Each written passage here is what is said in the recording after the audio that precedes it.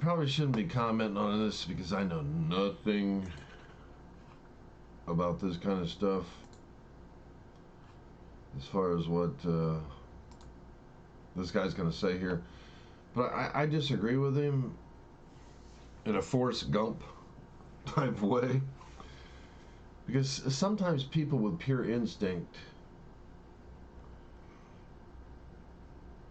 can supersede people with tons of intelligence. As far as, see, there's different types of intelligence. Let's first put that out there.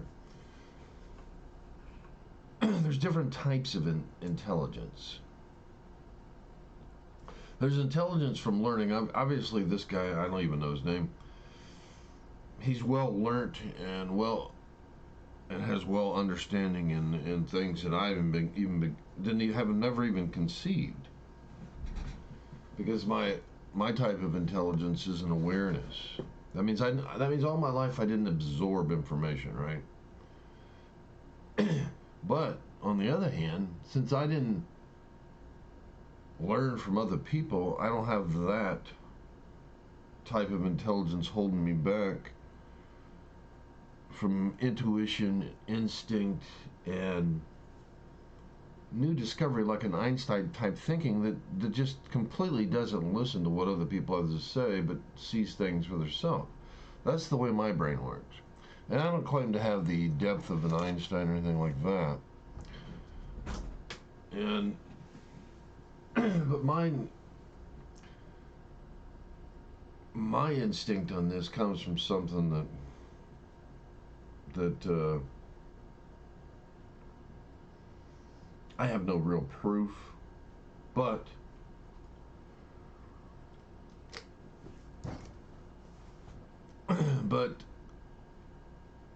there's just no way what this guy's saying is right. And let's put out there what this guy's saying. Let's put it out there. Let's listen to what he's got to say here.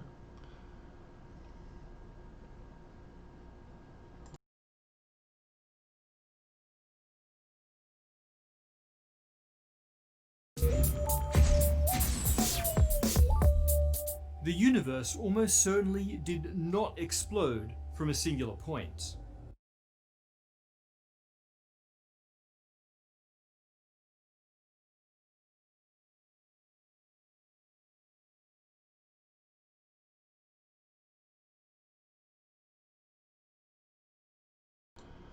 Okay, he's saying that the universe most certainly did not explode from a single point. And I just have to straight up, even though this guy has a understanding of all kinds of things that go so far beyond my ability to understand. Not that I'm not intelligent, not that I couldn't understand everything he has. It just take me too long to do it. Since I had a thing called attention deficit disorder, and it would take me. I don't have the foundational understanding that this guy has built upon for years and years and years and years. But I do have an instinct. I do have an ability to know truth in ways that other people don't have. So it's, intelligence is one way to. People like this that can understand things. You're not going to see someone like this break any new boundaries. He can understand what other people explain. But is a person like this ever going to be an Einstein? Is a person like this ever going to, disagree with something someone said out there and come to a new conclusion? Probably not. Even though he has understanding that he built upon from what everybody else is understanding, right? Because and it all has to do with the ability to believe. When you believe something,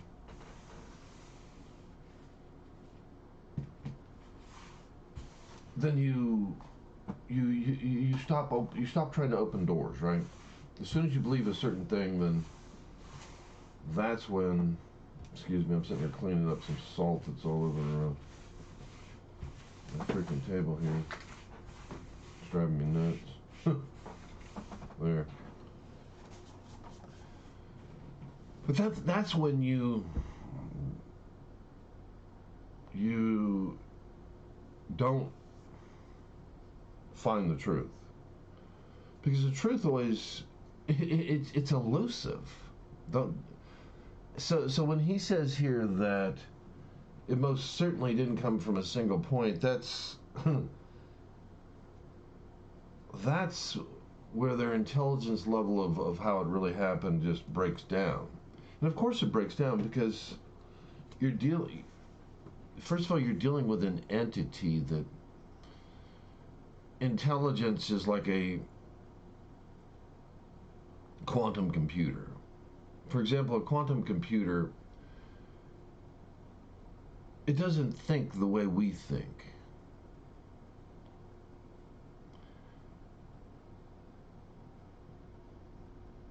It has an infinity type way of thinking, which humans just don't, right? So you're dealing with an entity that created all this stuff, whose mind is just unlimited. So I'm going to throw out there why I think it most certainly came from a single point. It most certainly. And all my belief systems come from, and I'm not saying for sure that this is true, I just don't see how it could not be true. With everything that I've learned about how things work, first of all, and I know this is a crazy way to approach this. First of all, do you understand that God, the word God, and this is almost impossible that this happened. But there is no impossibility when it comes to God. Do you understand that the word God is in the King James Version of the Bible 4,444 times? Now, do you also understand that our DNA has 4 letters? And you also understand that DNA, well, let me throw out a few other 4s out there before I go in that direction. Do you understand that even the word God is not G-O-D? It's a 4-letter word. Jesus, who's the Word, is what? 4 letters. Jesus, who's the King, 4 letters. Cross, 4 points. The closest disciple to John, or to Jesus, John, 4 letters. Who wrote what? The 4th gospel. Now, we're finding too many 4 similarities here. And what is the 4? What does that make up? It makes up a thing called DNA. Now, DNA, of course, has what? 4 letters. Not an accident. Now, what is DNA? DNA is what? A seed. Now, going to spiritual things, even Christianity doesn't understand its own religion because it doesn't understand what everything is. Now what is the Holy Spirit? The Holy Spirit is what? It's a spirit of what? It's a spirit of truth. So why is there a spirit of truth? There's a spirit of truth because Satan created something that never existed before. And what was that thing that he created? It was a what? It was a seed, right? So a seed, what's interesting about a seed, you have a very small thing compact with tons of information that can create. And what does that information do in its own nature? It it speaks, right? That's what it does. It's a word. What is Jesus? He's the word. So this information, what does it do? It's in a seed. It's in a small form.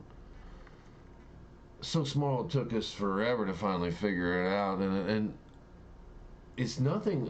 A seed is nothing we have created. If all the seeds of the earth got irradiated, all life dies, right? Because it all comes from a seed, right? So this compact small thing speaks and creates a big thing. And you see in Genesis God speaking and creating. What does the media do? What is the single thing that the media does? It speaks. Remember in the day of Pentecost, you had these fiery tongues. What does a tongue do? It speaks. So the common thing that the small entities of DNA do is they speak and then they create something when they speak, which is what's crazy. That they speak as, in a sense, the information speaks a cell into existence. So everything in the Bible is really about that, right? It's about information, about something speaking and creating something. In Genesis, God spoke and it created something, right? Now you're talking about an entity when he speaks, the saturation of his intelligence is so deep that it creates something, right? This pure energy intelligence. Now if you look at people who has had near-death experience, let me just throw out this out here. What is this thing called God? First of all, God, like energy, has always been, right? A lot of people say, well, who created God? Now we know by science that energy has always existed. You can't create it, you can't destroy it. So a guy who had a near-death experience, his name was Ian McCormick. Let's take a peek at this. And the reason I'm talking about a seed is because everything about Christianity that I've learned all deals with this. And I'm not saying any Christians really understand this kind of stuff, because they don't understand what they even believe in. They turn it into a thing called religion, which is just some warped garbage. It's a warped seed if you really get down to it. A lot of the things they believe,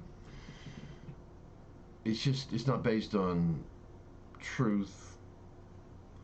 It's kind of twisted in religion, which is just a lie. It's just another seed, another type of seed. So let's take a quick look at Ian McCormick so we can get a kind of an idea of what God is. Because this is one of the best. Okay, my computer for some reason isn't typing. Oh, okay. We're disconnected here. Great timing. Let me try plugging it and plugging it back in. That'll wake it up.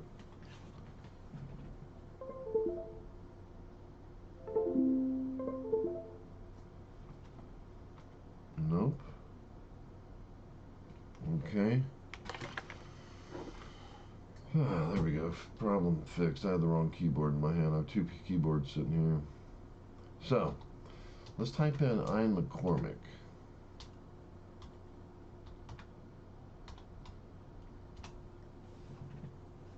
I didn't spell his name right. So let's look and see what God is as far as, and and to me it looks like God is pure energy. Let's take a glimpse of what this guy saw, and it'll really explain a lot. Let's take a peek at it. Serving light. the source of the rain into this light and radiance. As it been drawn out into it, that's been drawn to. So anyway, to set this up a little bit, Ian got stung by these jellyfish, died.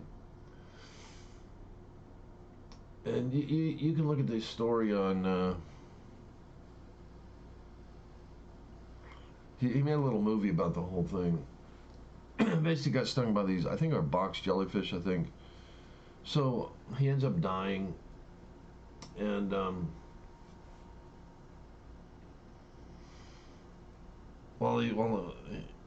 right before he dies, God starts speaking to him, and shows him a few things, and just enough for him to escape hell. And basically, he ends up in this dark place, which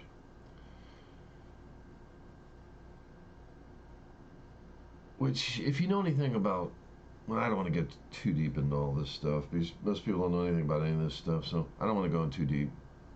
Let's not go in that direction. Let's just focus on what God is, instead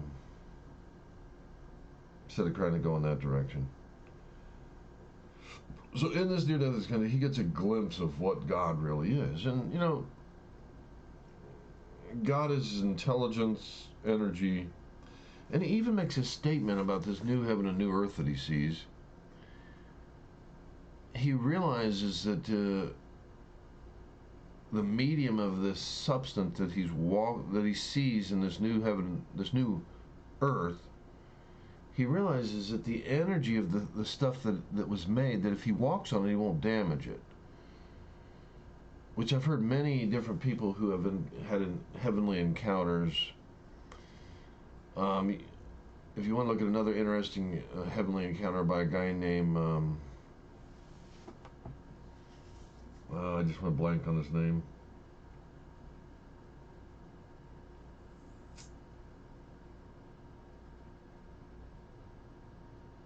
Should have ate breakfast before I woke up here. Let's see, what is this guy's name? Bear with me a second here.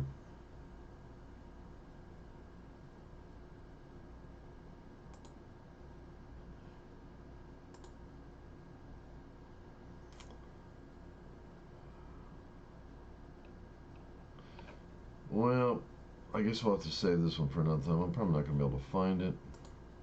I just woke up, didn't get enough sleep. Gosh, Henry. Okay, got it. That's crazy, but I got it. This guy named Henry Groover. Henry Groover is a very interesting person. I mean, what makes a real Christian is a person who can actually hear God. Just to give you a little story about the background of Henry. Henry probably interrupted. He lost count of people he interrupted that were getting ready to commit suicide. His God would tell him to go someplace. He'd knock on the door, and Henry would think, "There's no one here," and he would say to God, "No, there's no one here," and God would say, "Well, keep knocking." So he'd keep knocking till the point where his hands are almost bleeding from knocking on the door. And finally, one time when he was doing this, guy opens the door, and the guy, Henry, looks in and he sees a big noose hanging from his banister or whatever. And the guy's about ready to hang himself. That happened to Henry time after time after time, because God knows everything. He knows what's going on. And Henry stopped so many people from committing suicide. Why? Because Henry could hear God, right? He had that information. So Henry, when he died quite a few times in his life. I think a couple times, I think, if I remember right. At least once, I know for sure. But he died, and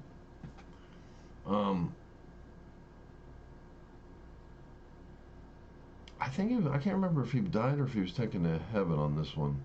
But he made it to heaven, and he found out that in heaven, you can eat something off a tree, but if you drop it, it just dissipates, almost like into pure energy. So there's no trash in heaven. Like really in a sense, there's no trash on earth, right?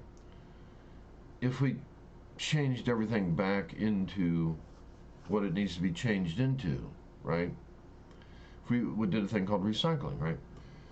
But we can't just drop it on the we can't drop it on the ground if it's not biodegradable, natural, something that will naturally degrade. Like we could throw trash on the ground if it was something that would, degrade like in even a certain amount of times. But things that, of course, degrade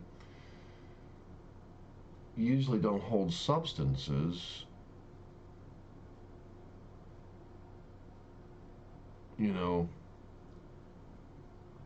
They don't make good substances to keep you don't want something to degrade, like you can't make a car out of biodegradable stuff because it's you want it to resist the elements, right? So but then you have to be able to biodegrade that substance down. Otherwise you're just gonna have a bunch of landfills with a bunch of stuff. But I don't want to get into all that. But in heaven, you can just drop something, and it goes back into the original substance. And then he says he sees the grass in this place, and it's made out of energy. But it has a substance that is grass. Almost like, DNA speaks and creates something. I mean, we know by the equation E is equal to mc squared that energy and matter are interchangeable. So in heaven, he sees grass, he knows he can walk on it, won't damage it. But anyway, let's just look and see what God is, just to get a glimpse of that. Let's just take a peek at this. I'm kind of getting off my topic here, but I'll get back to what I wanted to originally talk about. But let's look and actually see what God is, as far as a scientific look.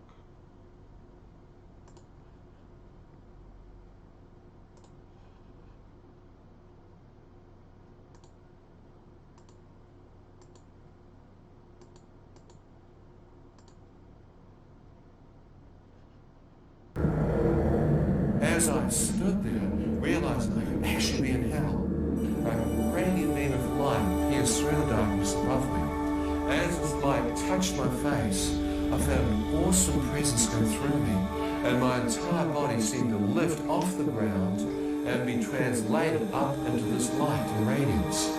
As I've been drawn up into it, I can see that it's coming from a circular-shaped opening far above me. I feel like a speck of dust being drawn towards this light. As I've been drawn up towards it, I thought, is this real?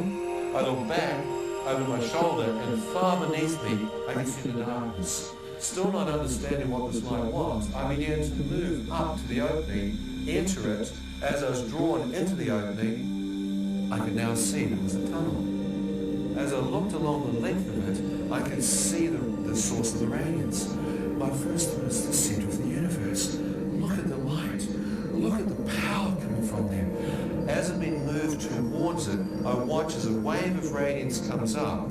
As this wave of light comes off the source, it touches me, and I feel warmth, comfort.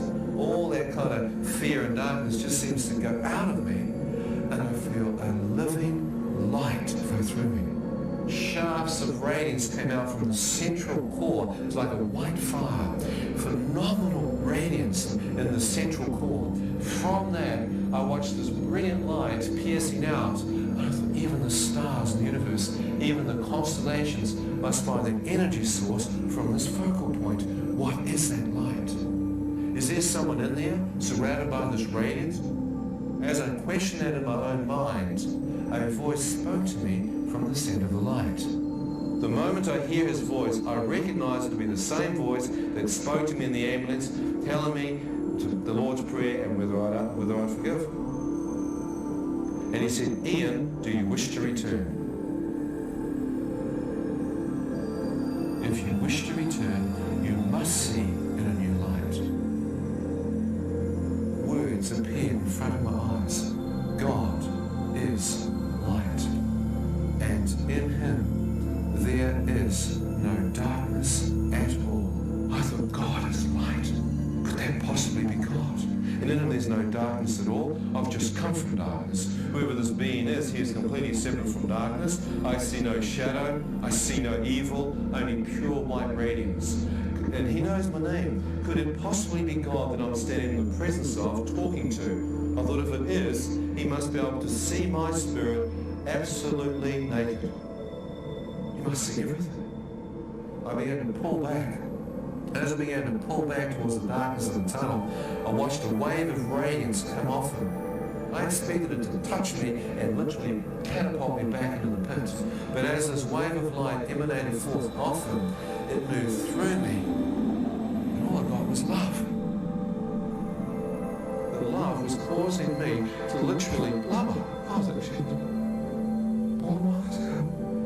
And I could feel an acceptance coming. I said, God, you can't love me.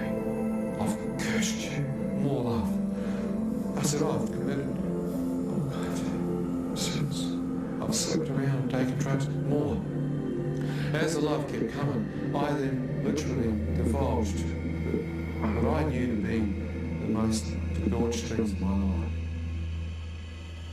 As the light began to open up, I became aware that standing in the centre, I began to make out a man's bare feet. Around his ankles were dazzling white robes, garments, not garments of cloth, but garments of light. As I looked out and saw that, I began to lift my face up to see the chest of the man, and his arms were outstretched with dazzling white robes, as if to welcome me.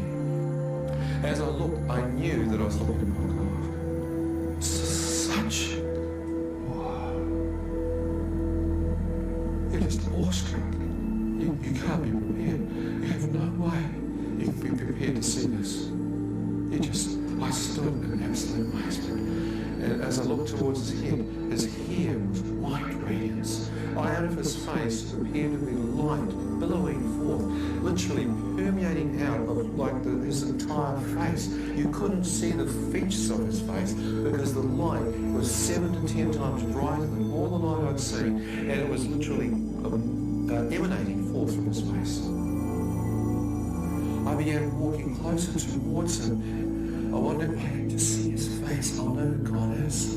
As I got within a few feet of his presence, I began to place my face into the light. And it didn't hurt your eyes. It was like you could look into it. As I placed my face closer in towards his face, hoping I'd break through that veil, as my face did, he suddenly moved. I saw an opening in a circular shape like a window into eternity or a door into eternity. As I looked through this, I could see an entire new earth open up before me. It was like I was standing on the threshold of eternity and I was getting a glimpse into it. As I'm looking, I can see grass with the same light and life emanating forth from it. I can see flowers, fields. I knew if I stepped on the grass, it would not damage it. The colour and the energy and the life emanating from it, it was amazing. I see a river or a crystal clear stream, trees along its banks, rolling hills to the left. I look out to my right, mountains in the distance, blue sky, crystal clear. I'm standing there and I'm going, this is paradise.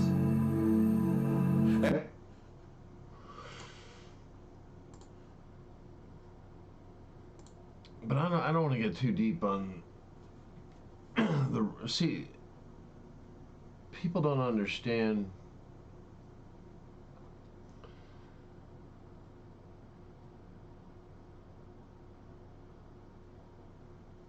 people don't quite understand. Of course they don't understand.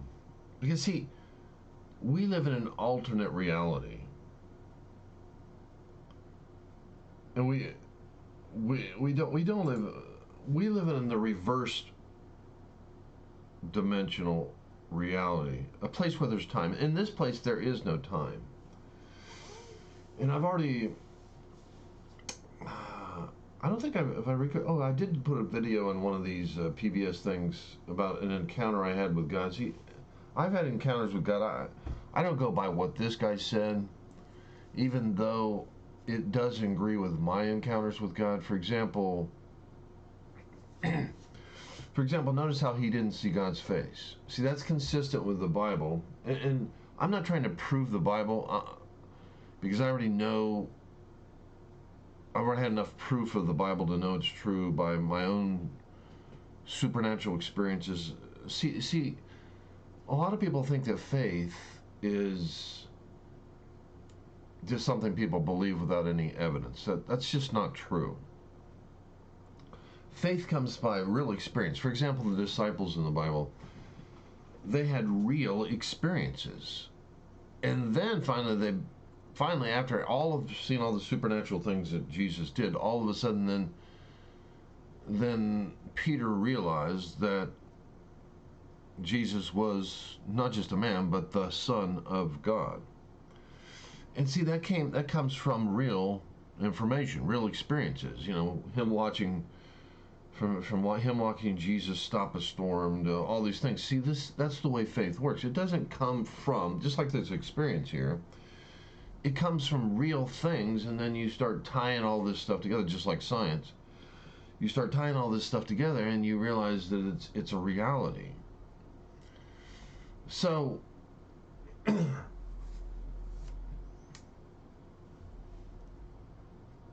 so basically, I had my own supernatural experiences starting from about the age of 14 or 15, and I've never taken a drug in my life or any of that stuff, or messed around with any of that stuff. So what happens is you get your own experiences, then you realize that they match with other people's experiences. I mean, I can show you hundreds of other people, things that other people who have supernaturally experienced by revelation with God, and it matches up. And of course, it matches up with the Bible. Remember, Moses wasn't allowed to see God's face. He wasn't allowed to see God's face here. My first encounter with God, I was 14. I kind of got tricked into it. I went to this basketball practice, and this guy kind of tricked us in to get us to be born again. Because after the basketball practice, he gave us this test, and he asked if we go to heaven. My friend said, "Oh yeah, I'll go to heaven if I die." Me, I thought, I don't think I will. So he did this prayer with me, and he talked about this guy named Jesus, which I had no clue. I had no knowledge of Jesus. Didn't know who he was, didn't really care. But he said the only way you can get to God is through this guy named Jesus. So I did this prayer with an honest heart. And God, there's something that God, why does God like honesty? I've noticed that God not likes honesty. For example, in this near-death experience of Ian McCormick, right before Ian died, he found truth, right? And notice how he was lifted out of hell. I started to get this gift of understanding, which is something God gives. He gives different gifts to be able to perceive Him. Do you understand? First of all, let me explain this. Do you understand that every breakthrough that scientists has ever had comes from a device to sense things that you can't sense, right? Whether it be a simple set of glasses for me able to see what I can't see before, to the sensor on my face called a nose. Not that man created that, but everything we have is some sort of a sensor to sense the world that we live in, right? In the creations, we started with glasses, we started with microscope, telescope, but the nature of everything we make, whether it be the Hadron Collider, all it is a sensor, right? So when you get born again, that's what you get, is a sensor. That's what makes the difference. When you get born again, you get a sensor to sense what you can't sense, because obviously God is a spirit, and obviously he lives in a different dimension. He doesn't live in space and time, even though he permeates space and time. He doesn't live there, right? That's not his place. And I'll get into how that works. So you get a sensor. And Jesus even made a statement. He said, "Let the dead bury the dead." he said that because they didn't have a sensor. They didn't have ability to sense God, right? And everything about science is to be able to sense things that, from even the Hubble's telescope. All it really is a sensor, right? You can see things that you couldn't see before. You can see the first thing they saw was, hey, well, maybe that little thing we see isn't a star. Maybe that's a galaxy. So we start being able to see things we can't see before. Now in this thing we're talking about here, he's saying that it almost most certainly did not come from a singularity, but he doesn't have the ability to sense this different dimensional substance that created everything that exists, that created space and time, right? Space and time isn't normal. Do you understand that? First of all, let me explain that space and time is not normal. Now, how do I know this? The reason that I know that space and time is not normal, because one time I was praying, and let me just use the Bible to kind of give you an understanding so you know where I'm coming from. See, the biggest blindness we have is a thing called the human heart. With remember I said God is in the Bible 4,444 times, right? Now God, what is God in his essence? He's pure truth. There's no darkness. Remember he said in this Revelation, there's no darkness, right? There's no darkness. That means everything that means total knowledge, total truth exists in God. There's no darkness, there's no lie. Everything that we struggle with in humanity is because we don't agree, right? And we want power, right?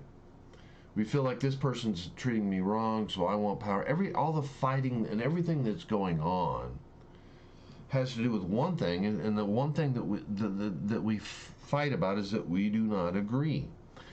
And then another thing, we just don't want someone else telling us what to do. If someone makes a law or a rule, we don't want to submit to that because then it has authority over us. But you do. But if you're a scientist, you understand that without laws, without rules, without these things, that we couldn't exist, right? We can't exist in this realm if certain things aren't true, right? You can't just throw away truth, and that's kind of the society thing we're living in right now. We want to just throw away truth and just have total freedom, right? We want to have freedom.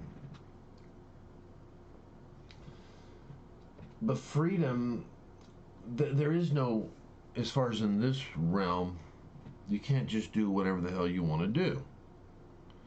Because it has repercussions, right? People even know by the thing called the butterfly effect that small things can create big changes, right? So, going back, so when he says when he makes a statement like this and says it probably didn't come from a singularity, that's just where his ability to understand just breaks down. And that's normal that it would break down because we're talking about a substance that is totally foreign to this universe. We're talking about a substance that doesn't deal with time, right? I'm giving you secrets on how to crack this. When I talk like this, I'm telling you how to crack the reality of what began all of this. First of all, you can understand that God, the substance that whatever created our universe, this substance, right? This energy, obviously it was energy, but it's an energy that's foreign probably to our dimension, right? It's a pure energy. It's a perfect, holy, pure energy that and you got to understand when this energy, this seed, see, I notice the seed because everything that God talks about is a seed. And let me explain where I know that this came from a seed or a singularity based on what I know about the Bible, because everything always goes back to a seed. And let me explain. Now, where did Jesus come from? It wasn't an accident that where Jesus came from, how he became the Son of God, how he came on this earth. First of all, you got to understand that When Abraham believed God's word, remember I said a word from God is not a lie. It cannot be anything but the truth. So when he believed that, the Bible said it was counted as righteousness. Now, what did Eve do? Eve believed a lie. Now, you got to understand the Bible. Back before all of this, there's an entity called Satan, and he created the first lie. That means it didn't exist. And then you see war in heaven and war, then you see Cain killing Abel. Why did Cain kill Abel? Cain killed Abel as soon as he got infected with Satan. And what did Satan bring? Satan brought forth a what? A word. But this word was a lie, right? And all the problems we have as humanity, a white man not believing a black man's equal, everything that we argue about really comes down to a perception of truth, right? Everything that we fight about is a perception of truth, of what's really true. I mean, that's the consistency that everything we fight about is all about. So, and our ability to perceive the truth, of course, deals with our ego. Like, for example, Cain, when he was discovered that he was wrong, he wasn't perceiving the truth. He was very wroth, and he killed his brother, right? In a sense, Cain started to form the first religion out of his own imagination of what he thought was right. But he wasn't led to the truth, and the truth always pointed to Jesus. It always, like when I became a Christian, I didn't know anything about Jesus, but he introduced Jesus as time went on. So even in the New Testament, like there was this one guy that had an encounter that was a neurologist and a near-death experience. And when this neurologist had a near-death experience, I was really mad about it because God didn't show him Jesus. So, after God, through years and years and years, I even had a vision of Jesus and saw him once, and when you see him, you understand. When you see him, you understand that he's not a man, because you see into him, into his eyes, and you see this intelligence that I never saw before. I've never saw on the earth before. So it was nothing that conceived in my own mind. I had no preconceptions of him. I was too young at the time. I was only 20. And no one really spoke anything about him ever. So I never had the information ever enter my ears. And when I saw him, later I thought about the scriptures, and I thought, well, now I see what they were talking about. Because when I saw him, I saw someone with an intelligence and a knowing. I could tell by looking at him, he knew everything. He had a depth of love that I never saw on anyone. He had a depth of intelligence I never saw on anyone. Like, I'm listening to this guy here, and he seems to be intelligent, but nothing compared to Jesus that I saw. Obviously, this guy has a depth of intelligence, but it's not even a flicker compared to what I saw when I saw this vision of Jesus. There's no depth of this guy compared to, and I'm not saying he's not intelligent. He seems to have good understanding, but it's flat. It's very flat compared to looking at Jesus and seeing his intelligence. It just, and I'm not saying he doesn't have great intelligence. It's just nothing compared to a God intelligence. It's just because when I saw Jesus, you could see this. You could.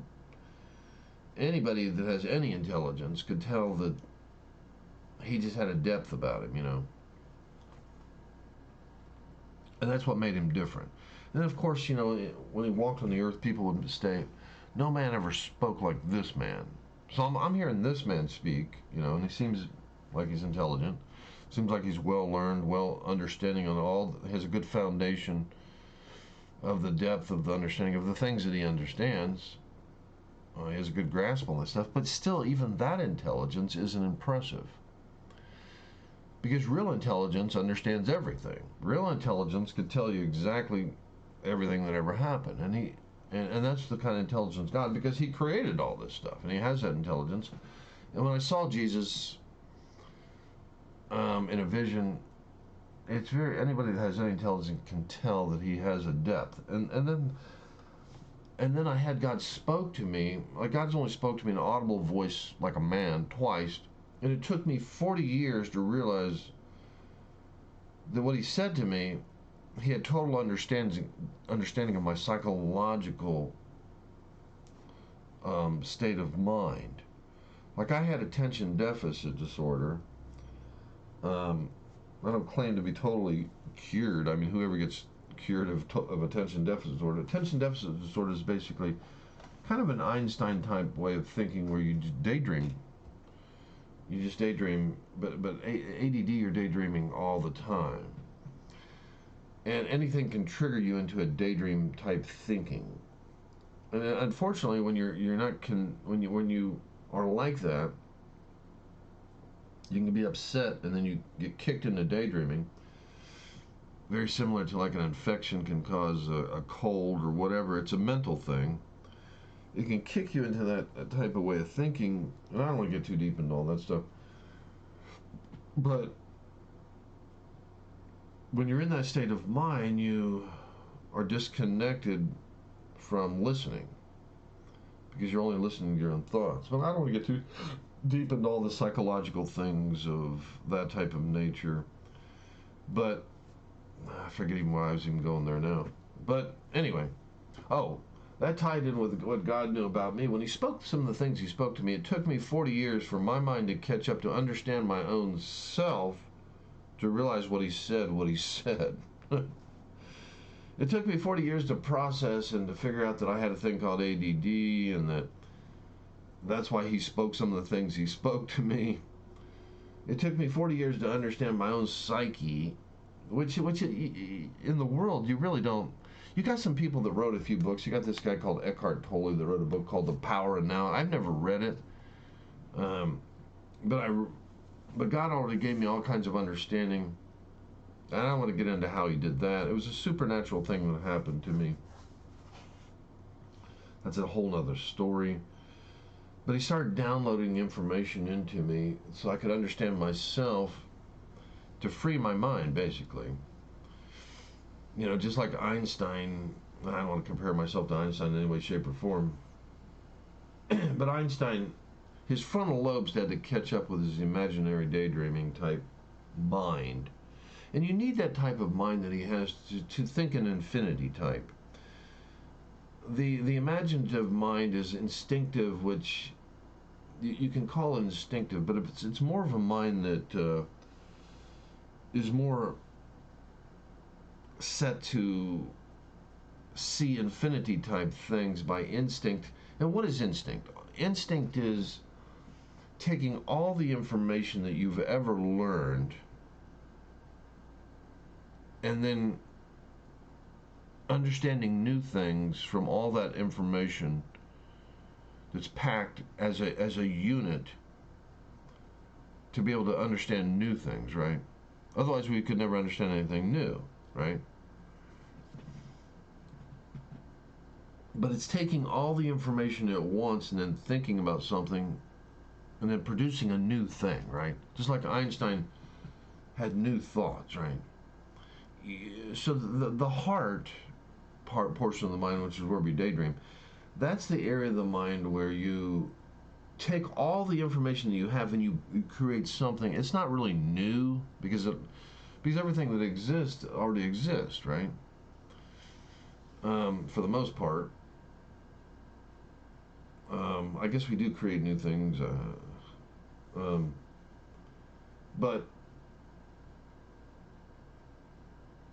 basically you're taking all that information that exists and thinking with all of it at once to birth a new thought, because you have to put it all together, right? You have to take all that information and put it together to have new understanding, to break the barrier to understand something new, like Einstein did, right? So when you think like that, Anyway, I don't want to get too deep into all that. I'm going in the wrong direction.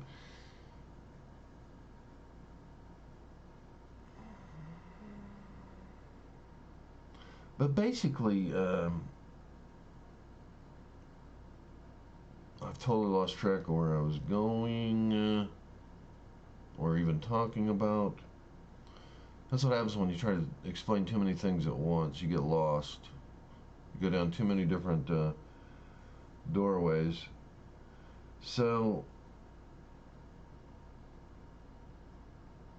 I totally forgot where I was going and why I was saying what I was saying. I got lost here. So basically, going back to let's go back to the seed thing. What I was talking about was Jesus and how deep his thinking is. I was talking about how it took me 40 years for me to catch up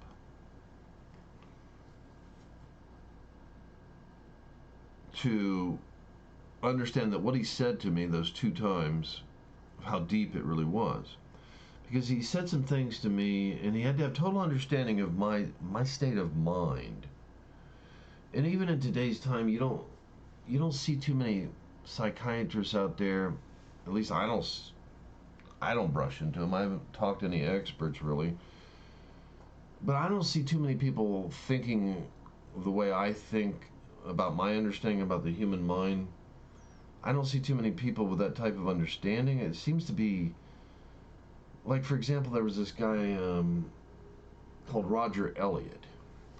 Roger Elliott lived in kind of like a ADD type state of mind where he could only hear his own internal thoughts, and he wasn't connecting with people because like, for example, if a person's at a party, they call them introverts. An introvert, when they're at a party, they're not listening. They're hearing their own thoughts, like, oh, does this person, does my shirt look right? I wonder if I wonder if my breath smells. I mean, who knows what they're thinking? But they're always thinking about self, and it's an internal thought that they're listening to. And because of that fear type based thinking, they're not really absorbing information to connect with people and to, communicate with them. So at a party, they feel, a person like that feels like they're not connected to people and they don't feel comfortable. But that's kind of like the introverted type thinking that people can get stuck in and have no clue, because no one's ever wrote a book on how the mind works, a simple book. They don't teach you this stuff in school. So a lot of people, I don't want to get too deep into all that stuff.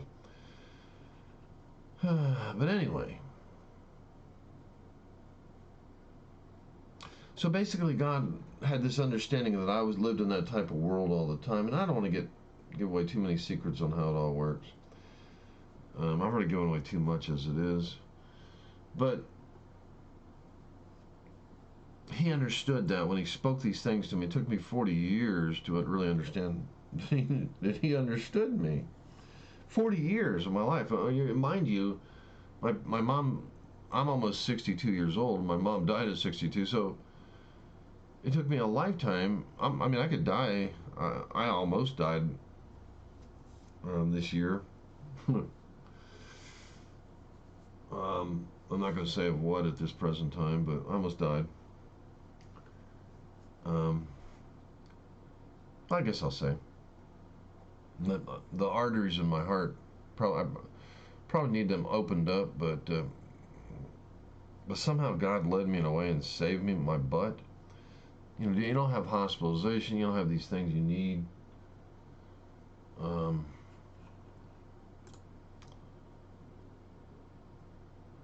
And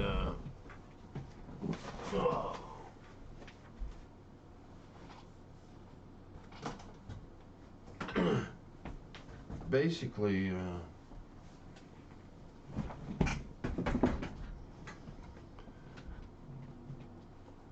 you don't have these things that you really need, and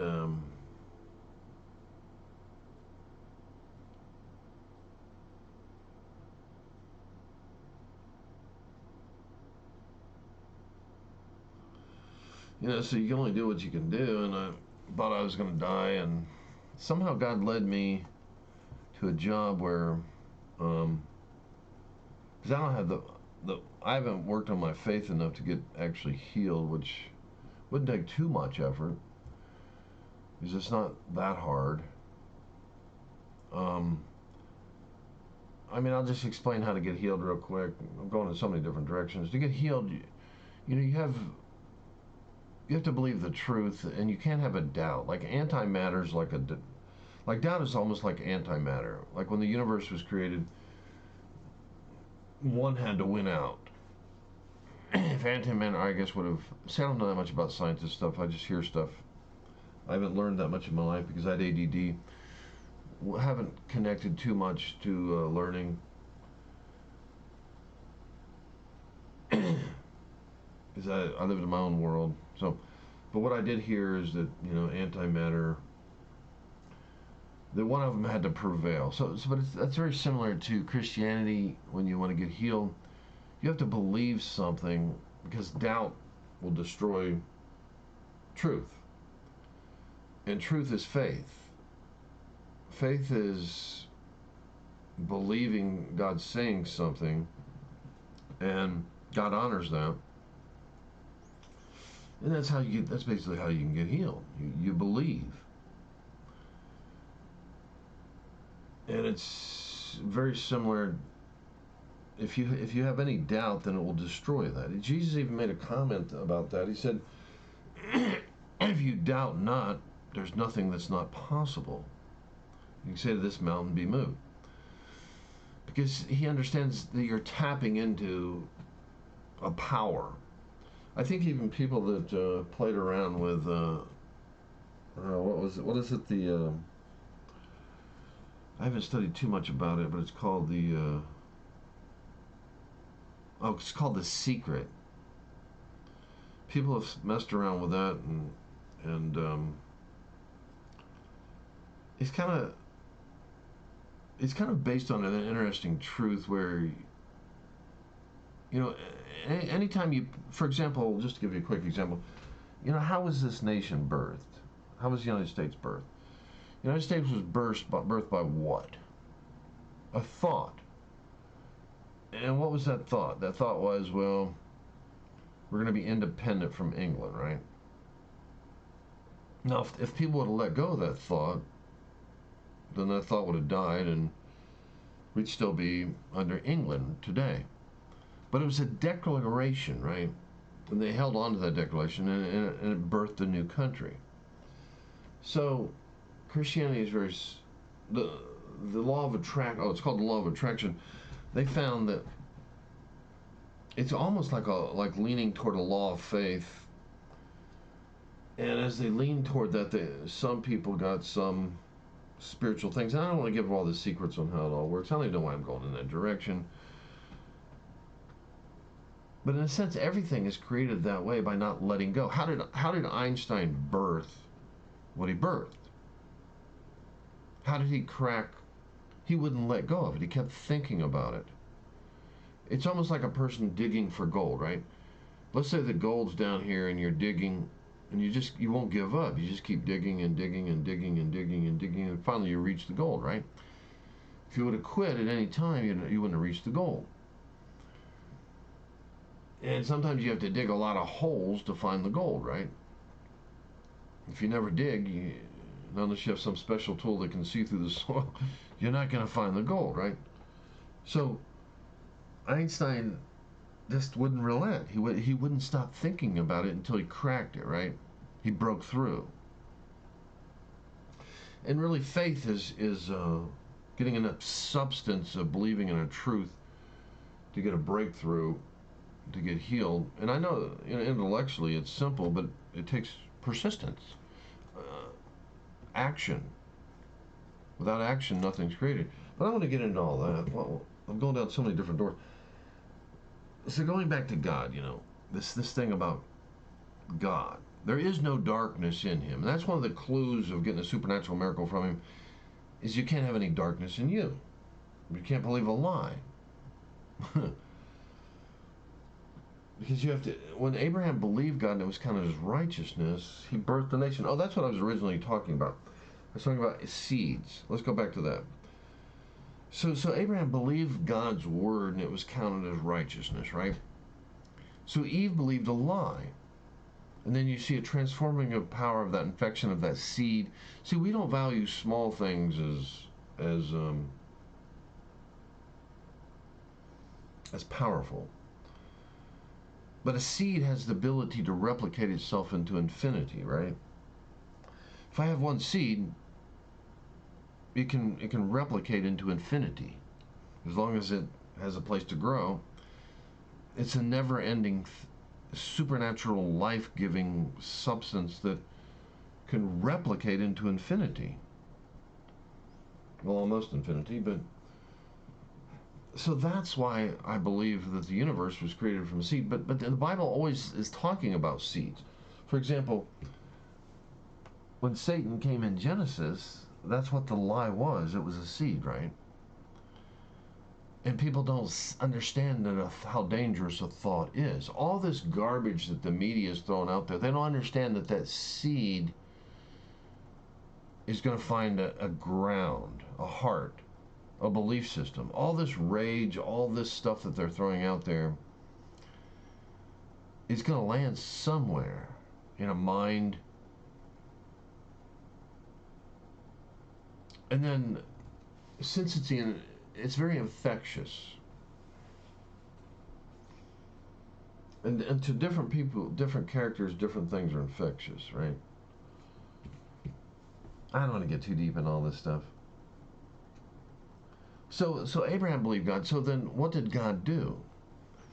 A woman's seed, which is Sarah, he took that seed, and a woman, when she reaches a certain age, the seed dies, right?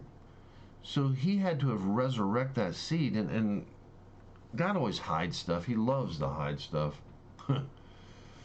He loves to make these mysteries, just like when the scientists, when Einstein cracked what he cracked. God hides stuff in the Bible the same. He even admitted it. Jesus said, I speak to you in parables. That means I'm not giving you the truth without you doing some persistence in finding it. And then finally he opened up some truth and plainly spoke to the parable to the disciples. He didn't even speak with the people that followed him. He didn't even give them the truth.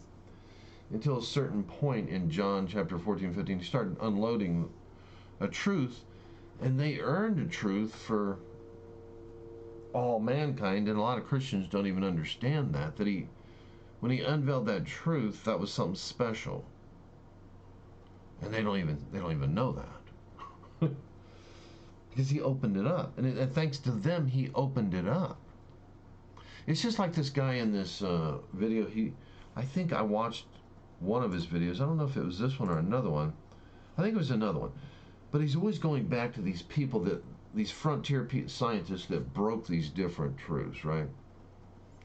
They broke ground.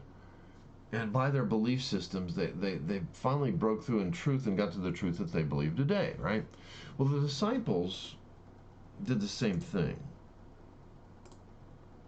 The disciples stuck with Jesus, and then finally he gave them the truth. And Christians aren't intelligent enough to realize that what he gave when he took the veil off and started speaking to them, they have no clue. They don't. They really don't. And I even as I perceive it and say it here, I don't even begin to value it as it should be valued. I know it, but my life's been in such disarray from having ADD all these years, and then I got chronic fatigue on top of it, that I haven't even had time to value it. Because I've been just trying to survive. My life was devastated because I had the ADD and didn't know I had it until finally everything broke down about 2008, and I lost a job. I don't want to get into too much about me, but I struggled. When you have ADD, any little thought infects you because you don't think in the now moment, right?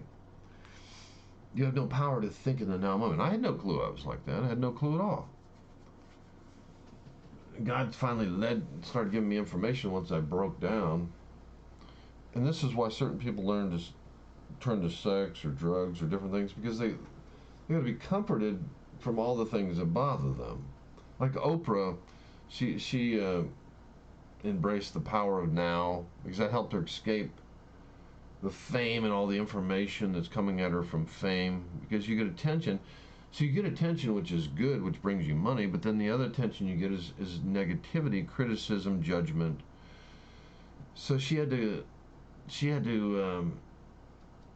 because she had that type of mind, that ADD type mind that didn't live in the now moment. She embraced meditation and deep, the guy that wrote the book The Power Now, she just jumped on this stuff and thought it was the best thing in the world, because it was information that helped her have peace and sanity in the world that she lives in her mental state, right? So, where was I going? I don't know where I was going, but I was talking about a seed, right? So, Sarah's seed was resurrected, and that created a new thing. See how God, I was talking about how God hides stuff. Oh, wait, that's what I was talking about. The disciples got a breakthrough in John, and Christians have no clue of the things that he unveiled, the secrets and the things he said. They have no clue. And I don't got time to fool with it because I've been trying to survive, devastated, and then I got chronic fatigue on top of it. All of my other sisters have autoimmune disorders, fibromyalgia. The other one has another autoimmune disorder, and I just got chronic fatigue, which is an autoimmune disorder, and I believe it all comes from a thing called leaky gut. And let me explain that real quick.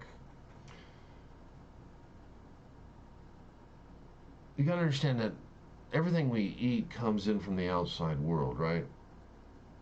That's our real exposure. You might think that your skin is your exposure to the outside world, and in a sense it is, but there's nothing dangerous for the most part. Your body's not fighting things from the outside world because your skin is a good barrier, and not unless someone puts some poison on you and absorbs through your skin. It's pretty much a good barrier. It's even a good barrier against viruses, things from getting inside the blood, which is kind of like the Holy of Holies. The Bible has a Holy of Holies, but your blood is someplace you don't want bacteria. So as you eat things, you're actually introducing, I think it's the surface area, I forget the surface area of the gut. I think it's like a tennis court, I think. So you're bringing all this stuff into you. So the lining of the gut, just like the universe has these protective, or the earth has protective linings, like the magnetic field and the atmosphere breaks down meteors. It's built by design. Things are all built by design to protect things, because you want the good things to get in, like the sunlight. You want a certain amount of that to get in, but if too much got in, it would just blow off our atmosphere, right? So in the gut, you have a lining, and then you have most of your immune system in the gut, because you want the good stuff that you want to get in, but you don't want the good stuff to trigger the autoimmune system that's in the gut. You don't want the autoimmune system hyperactivated and triggered from this surface area of a tennis court of things that you're introducing as you eat food, as you enter into you. And see, this is also the same with knowledge and information. That's something that's entering into our brain. It's the same thing. That's why Jesus is the Word made flesh in the truth. So as we venture things that enter into our mind, you got the same thing happening, except it's on a mental level versus a physical level. On a physical level, as things enter into us, you're introducing things from the outside world. And what causes cancer? Well, they put Roundup in our food. They want to kill the bad things that are growing. But then that stuff that they put in the soil, then we eat that, and then we get cancer or whatever, because we're introducing stuff at a large volume into our stuff. It gets absorbed by the potatoes and the carrots and the Roundup and all that stuff, and then you're eating that stuff, and that's actually entering into you, and then you get cancers and different things because that stuff isn't good stuff, right? It's good that in fact it kills the the weeds, and helps you produce more food. But then the negative effect. This is like the Titanic when they built the Titanic. All they could see was the good. Um, the glory of the ship and all this stuff. But then the ship sunk. Because they didn't build the ship to be able to turn and navigate very well. So we do stupid things all the time. We're insane as humanity. The things we do is just we're blinded, one-sided. We're absolutely insane in most of the things that we do. The Indians held this land for years and years and years, and they didn't destroy the environment. We get here. What have we been here about 400 years, and we're destroying this place. You can't even eat a fish out of a river. And that's insanity. Those type of things are insane. It's insane that we do some of the things we do, but we don't think. We just think of the gain, and we don't think of what we're doing, because we're in a rush all the time, right? We're always in a rush. We crave what we crave. But going back to the gut, you have a lining in there, and then once it gets broke down, you have an immune system, and things start crossing into there. Let's say a protein crosses into there, and your immune system attacks that protein. So autoimmune disorders, like my sister, her own body was attacking her own cells, and what her cells made of but protein, right? So if you have these autoimmune disorders from the breakdown in the gut, and different, what breaks down the gut? Well, you got sugar, right? And then you introduce antibiotics.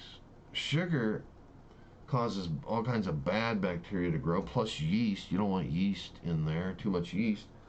So you get all this crazy things, and then the gut lining breaks down, then you get these autoimmune disorders, and once you have a memory, once the antibodies have a memory of something, even though it's a good thing and it's crossed in, it's something you want, just like the sun. You want the rays of the sun, to grow food and photosynthesis, energy on life.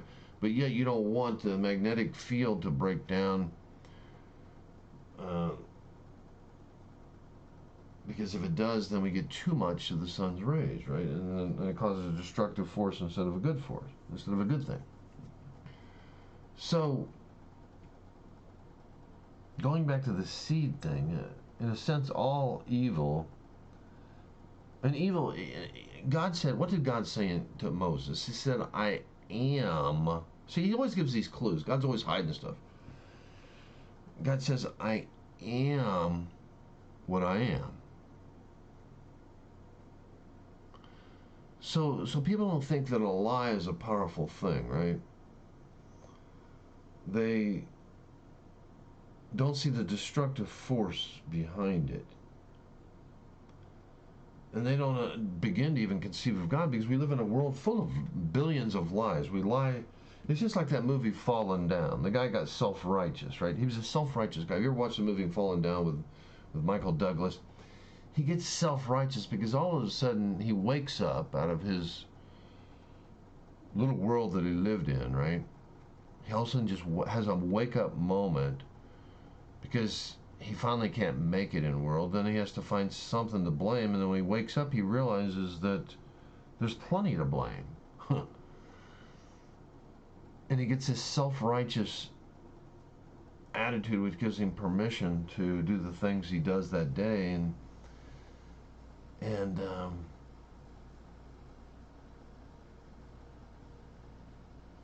that's kind of what we're living in right now. We got all these crazy people rioting and doing all these things because they feel like they have a right to do it.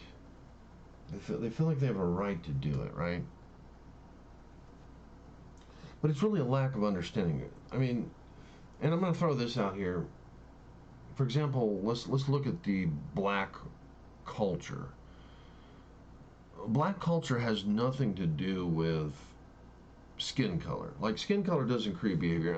Anybody that has any intelligence knows that these police officers are having problems with black people. It has nothing to do with skin color, right? Skin color doesn't create behavior. Now, it can create behavior on people that are so stupid that they think that because a person has black skin that they label them as evil, and there are some people that start associating that, and an association by certain things isn't a wrong thing. For example, if I see a bass has certain DNA that make it look like a bass. It has a large mouth. Now, is that evil to call call it a bass? No, it's not evil to call a bass, right? Because then if I catch a carp, it's a different thing.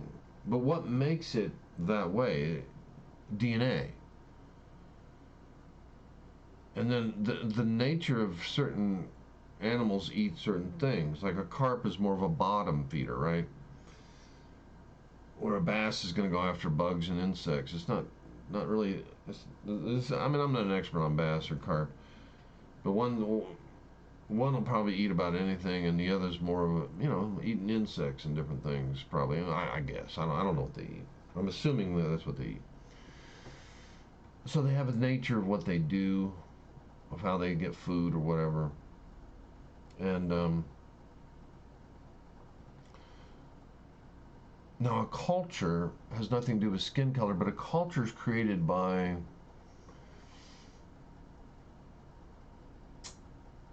the DNA of how people act in that culture. It becomes normal, right?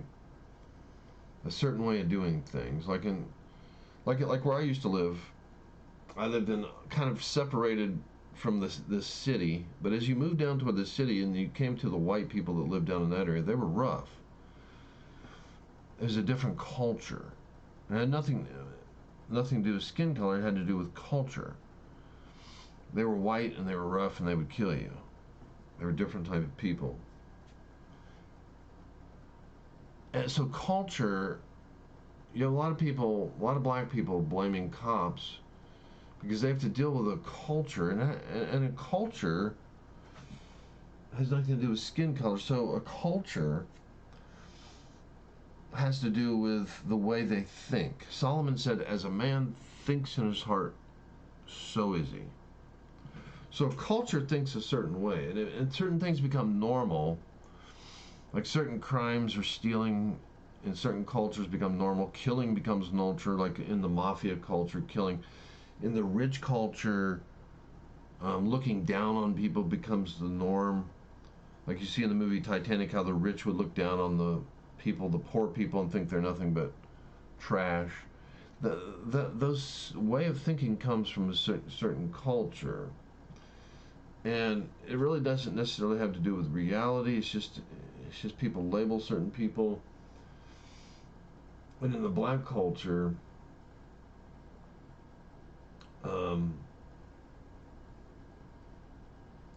at least in some of the black culture, because you can't label one black culture just like other black cultures, because they can vary in the spectrum of differences based on the DNA of the social belief systems that they have, and that's what makes character in people different.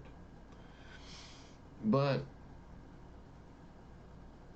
if you look at the numbers in black culture, you'll see that black on black crime is killing, at least in 2016, if the article I read was correct, most of the people killing black people are black people.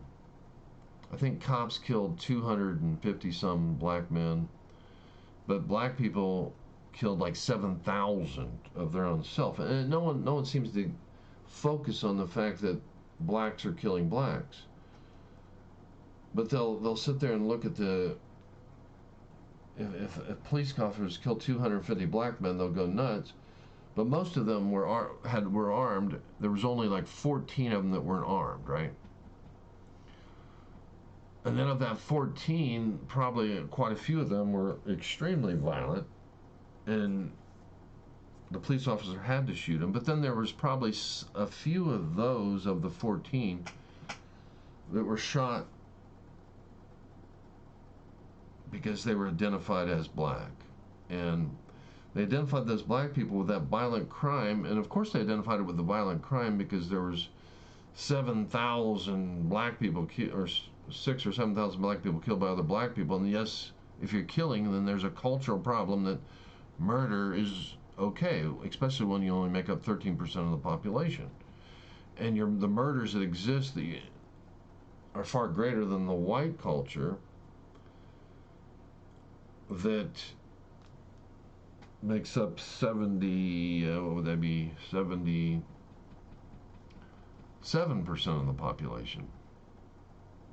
So when you're only 13% of the population, and the murder rate in your own that you do as far as homicides goes above 77% of the culture, then you know that there's something wrong, and that cops have a difficult culture where crime and murder has become the norm, and that's what they have to deal with, and that has nothing to do with skin color. And I don't know how I got off on this topic. Oh. But it's just a truth, that people have to look at. But it's easy to look and say, okay, there's let's say there was 10 cops out there that just shot black men because, and you gotta understand that when you deal with a culture like that is so that doesn't know that they're doing wrong, because remember Jesus said, Father, forgive them, for they know not what they do. When you've done something for so long, it becomes normal. It becomes normal behavior, and you don't even realize that it's wrong. Like even when Cain slew Abel, he didn't wake up that what he did was wrong until after the fact. He did it because it felt good. He felt like there was an injustice against him, and he killed him. And that's the way we think as human beings. Now it's amazing that after sin entered into Adam and Eve through a lie, through Satan, that so quickly it transformed them. But they also had the knowledge of good and evil, which produced a lot of confusion with the DNA of the lie, of the seed of it that was introduced into them and then just spread like wildfire through their psyche. But one good thing about science is that it tries to find the truth. And as I was saying before I got way off my topic, I was talking about how the disciples were given a truth because they stuck with Jesus, and then finally he unveiled the truth to them. He hid it. And then Christians don't realize that he did unveil something there. I think it's around the 14th, 15th chapter of John that he just opened it up. And he started to open up some keys and some truth. And they don't understand how powerful that is. And I didn't even have time to mess with it because of my destructive life.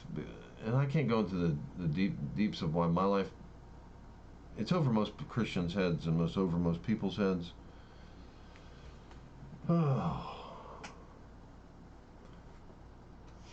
But anyway, going back to the seed thing, God changed Sarah's seed because little things are deeper than what you think. So he changed that seed in her and purified it, I believe. And then that got passed to Mary. That seed got passed to Mary. And that's why I believe and I'm starting to point to the truth why I'm believing that there was a seed, a singularity. So that seed got passed to Mary secretly, in a sense, because it was resurrected in Sarah. And what did Abraham do? He believed God's word. What is God's word? What does Jesus say God's word is? It's a seed, right? So he believed the truth. God counted as righteousness. He changed who brought sin into the world? A woman, right? It was Sarah. It was Eve, I mean. And how did God start reversing the thing? Well, he reversed the seed of the woman. Remember in Genesis, he talks about the seed of the woman. And he talks about seeds. So a seed is a small thing, a small thing packed with information. It's a small thing. That's why I believe that everything came from the singularity. But the singularity is going to go into something that you don't understand. So going back to, before I start heading in that direction, let me talk more about the seed, why I think the singularity was a singularity. It was a small seed. Why I believe that. So that seed got passed to Jesus, which was resurrected, purified in a sense, a new thing, had a new DNA, a new character. Then it was joined with the Father's seed. So that seed was passed from Abraham, who believed a seed, a word of God. Then Sarah's seed was resurrected, the first resurrection, you can say, and that seed. And then that seed was passed through the lineages to Mary, who then that seed was joined with the Father's seed, and then created a new Adam, or a new man, and a son of God. Remember how in Genesis they wanted to be gods? Like, even the reason this guy in this video is drawn to knowledge, because it has Jesus said we do everything for a reward, right? And we do.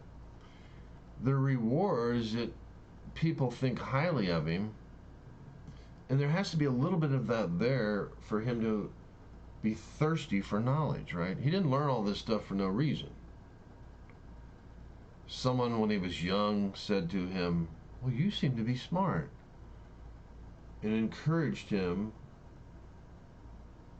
to be, and made him more thirsty for knowledge, right? So he got thirsty for this knowledge, and then it became who he is now. And of course, he continued in that path because people value him based on that knowledge, right? So there's certain things that drive us. There's always a seed that we don't see that drives us and makes us do what we do. Jesus, being the wisest and knowing everything about everybody, would say to people as they came up upon him, they'd say, what seek ye? Because Jesus knew that, understood the secrets of the human heart, that how everything we do is based on, we're being driven by some small thing that we don't realize what it is, right? So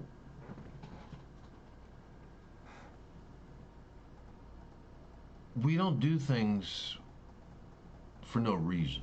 There's always a reason behind everything we do. And sometimes that reason can be more than one reason. What I just said there could just be one reason, because fringe benefits of a company can be more than one thing. If I work for a company, they might give me life insurance, they might give me stock in the company, they might give me a paycheck, of course, and then they might give me a nice office, they might give me, who knows what all the package that they'll give me. So we do things for sometimes more than one reason. So going back to the seed thing, then Jesus was this new being. He was kind of like the new Adam plus the Son of God. So he was a new creature, a new thing. And where did all this come from? A seed. Even manna looked like a little seed. Remember the bread? Jesus said he was the bread that came down from heaven. What did manna look like? It looked like a little seed. Not an accident. Nothing God does is an accident. There's always a secret there. And I even begin to tap some of the secrets. I've only cracked a few secrets here and there.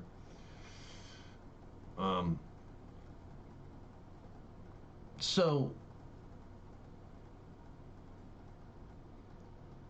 now how did this substance that created a universe, where do I think it came from? Now that I've kind of zeroed you in on how important a seed is. The power of a seed. Like if every seed in the earth got irradiated, a seed, if I had one apple seed, life might be able to go on. Because maybe I could take from that seed and create other seed. I could CRISPR it and create other food maybe. But to build a seed, as far as I know, we haven't done that. And we don't value the power of it, right? So when I see in the universe, I believe that it came from a seed. And where do I believe that seed came from? Well, this thing I just got finished showing you. This energy. But I believe this energy of this seed that created the universe, once it was separated from God, there's no time with God. Every near-death experiences I've ever seen, there there's no time. And I had my own personal revelation 40 years ago when I got close to God. He slowed down time. Now, how do I know he did that? When I was praying and I got really connected with God, he slowed down time, right? And I felt it, and I thought, well, maybe that's just something you feel when you pray. So that was my theory. I thought, well, maybe when you pray, sometimes that's just what it feels like. It feels like time slowed down. Didn't think too much about it. Praying again, and a guy was with me that was in the car with me, and he wasn't a Christian. Had no clue I was praying, and as I'm praying, I can feel time as I'm connecting. And back then, I could connect with God a lot better. Because, see, with ADD, you approach things with your whole heart. You're either all the way in or you're all the way out. There's no in between with an ADD type mind. So I was praying, totally connected. Totally with all my heart connected with God. Just like Mary, who was the first person to see. It wasn't the disciples that saw Jesus first. It was a woman. And her heart was, with all her heart, she wanted to find Jesus. And she did. She was the first one that saw him. And Jesus even reprimands those for not believing the report from her. And then 2 disciples came and saw that the tomb was empty, even though they didn't see Jesus, right? But all of them saw him afterward, right? There was 40 days that they all saw him. So Mary was the first one to see them, right? And that's ties in with the first commandment: love the Lord God with all your heart, soul, and mind. So she did what none of them was doing. They're more concerned with their self. Self didn't exist in her, so she connected with God. And when I was younger, I had an ADD type mind, pure, either all in or all none. And I connected with God, and I felt time slow down. So the second time I was praying, really connecting, time slowed down, and my friend next to me, who wasn't a Christian, had no clue I was praying, all of a sudden looks over at me and says, why is time slowing down? And I was young Christian, very shy type person, introverted, of course, with ADD. So I said to him, I didn't say nothing to him. I just looked at him like he's crazy. I didn't want him to know I was praying. I thought maybe he was somehow sensing what I was sensing, which he was. He being a very alert, aware type, intelligent type person, with not an ADD type mind like mine, being a very aware type personality, he knew something was going on, and he felt time slow down, and he could feel it powerfully, and he panicked, and he looked over at me and he said, time is slowing down. And I, did not want him to know that I was praying, so I looked at him like it was crazy. And when I disengaged from praying, then all of a sudden time resumed. Then he thought he was crazy because it went away just fast as it came. It completely, the time resumed, and when time resumed, it just resumed. You could feel it. It just went away, and he felt it too. And I just looked at him like it's crazy, and he thought maybe he imagined the whole thing, and he never knew what happened. And I never told him. I didn't even figure it out until I started seeing these near-death experiences, and people, there was no time where they were. So then, with that understanding and that revelation, then I came to the understanding that the Bible has 2 creation stories, right? It shows one group that says be fruitful and multiply, but then it shows another group over here that they were like angels and they never had any children. Then when they fell, then they started to have children. And then Eve says she's the mother of all living, but you got to understand, Jesus said, let the dead bury the dead. So just because she said she was the mother of all living doesn't mean that she's talking about the men, the first creation, where God said, be fruitful and multiply to them, which show the fossil record on the earth, right? So really what happened in Genesis is when the Adam and Eve that was in Genesis sinned, then they joined the people that were keeping the earth. One was keeping the garden, one was keeping the earth. It makes perfect sense that God would do something like that, because he had a separate goal for mankind, right? They were to be the sons of God, and it even says that the sons of God have relationships with the daughters of men. And then you see him cut the lifespan when those two came together. You see him cut the lifespan down to 120 years when they were living 1,000 years, right? Because they the reason I think he did that is because of the nature that they got from Satan from a lie in Genesis. He really didn't want that people living that long, because the knowledge that we're going through now, all the things that we're breaking through, and all the knowledges from, just, I believe that China probably is the one that CRISPR'd this virus, and we're just at the beginning of things of that nature. You destroy just one little virus and you destroy the economy of the United States, and of course China probably CRISPR'd that thing. They don't want to tell us that, because they don't want to spread a bunch of fear, but this is just the beginning of it all. I mean, there's the knowledge of things of this nature. Do you realize if people were living thousands of years back then, we would have got to that place a lot faster? So because we mixed with these, and then God, that's another reason that God confused the language in Genesis, because he didn't want us to reach the point we're at now, because we will destroy our own self, because we don't, just like Christians don't value the secrets that Jesus revealed in the Gospel of John chapter 14, we don't really value or fear the knowledge that we're breaking into. We're going into a direction like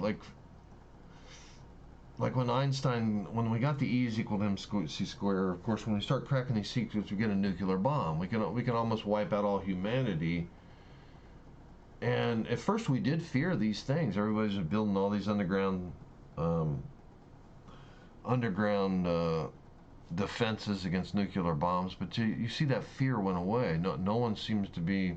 Now, of course, the government has their underground bunkers from all this stuff, but we lost that fear. You don't see people building any underground things right now. We're afraid of this virus that what killed. Somebody just told me yesterday the CDC, the actual numbers of the virus is far less than what they said, because people that have pre-existing conditions have died from the virus, and it really wasn't the virus, it was more their pre-existing conditions. So not even 0.5% of people in the United States have died from this virus. But yet 400 years ago, in 1611 or 1620, on this November 11th, will be 400 years since we brought diseases to the American Indians, and we wiped out 90% of them, right? At least that's what some people say, that we wiped out 90% of the American Indians. So we're only talking about not even 0.5% of people that's been wiped out from the virus, if you take the numbers with the pre-existing conditions, which that happens every year with the flu. You have people dying from pre-existing conditions. The flu is just the straw that breaks the camel's back. So a lot of these deaths from the virus, the virus was the straw that broke the camel's back, but it wasn't the pre-existing condition, the fact that they smoked for years. Like, smoking kills 420,000 people a year, which is 4 times what the virus has killed in the United States. And then the virus, of course, is probably killing people that smoked all those years. They got the virus, and because they smoked all the years, that was the straw that broke the camel's back, because, people like Johnny Carson, people die, 420,000 people die from cigarette smoking every year.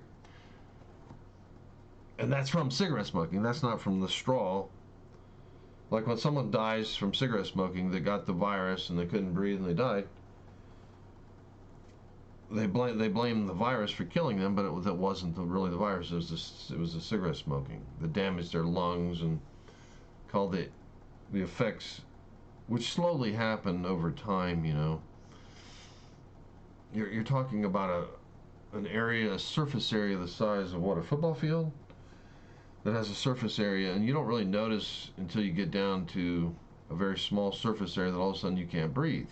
You can damage it, and it's like a fine tissue paper. The lungs have to be a fine tissue paper for oxygen to go through that tissue paper and carbon dioxide to go through that tissue paper, and then you got blood on the other side of that. So you're talking about a tissue that's so thin that oxygen has to go through it, and carbon dioxide has to pass through tissue from the bloodstream for you to have this thing called respiration. And now when you breathe in cigarette smokes, you're damaging that tissue, you're putting scar tissue on that tissue, and then all of a sudden oxygen doesn't want to cross that tissue, and CO2 doesn't want to cross that tissue, and then you get this thing called COPD, which you start increasing your CO2 levels in your blood as you get because you can't get rid of carbon dioxide, and then oxygen can't get in. So then you see these smokers in their end stage on oxygen. These oxygen can't get in, so you have to put in more oxygen. But the only problem is you can get the oxygen in, but how do you get the carbon dioxide out? But your kidneys can compensate, but it builds up, and you can give them oxygen, but how do you get the carbon dioxide out? So anyway, I'm not even sure what I was talking about. I just forgot. Got something in my eye. Oh, I can see it. Actually see it.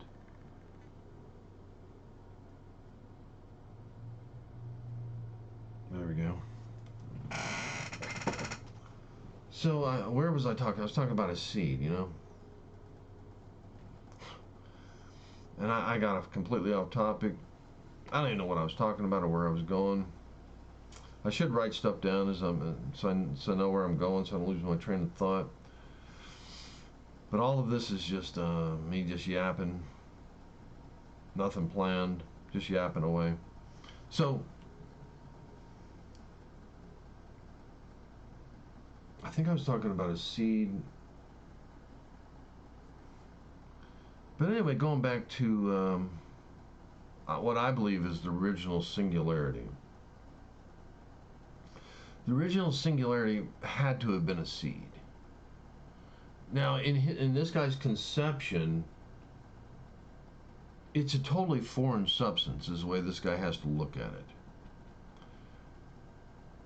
That means it's going to be something, this energy that created our universe, that got separated from God.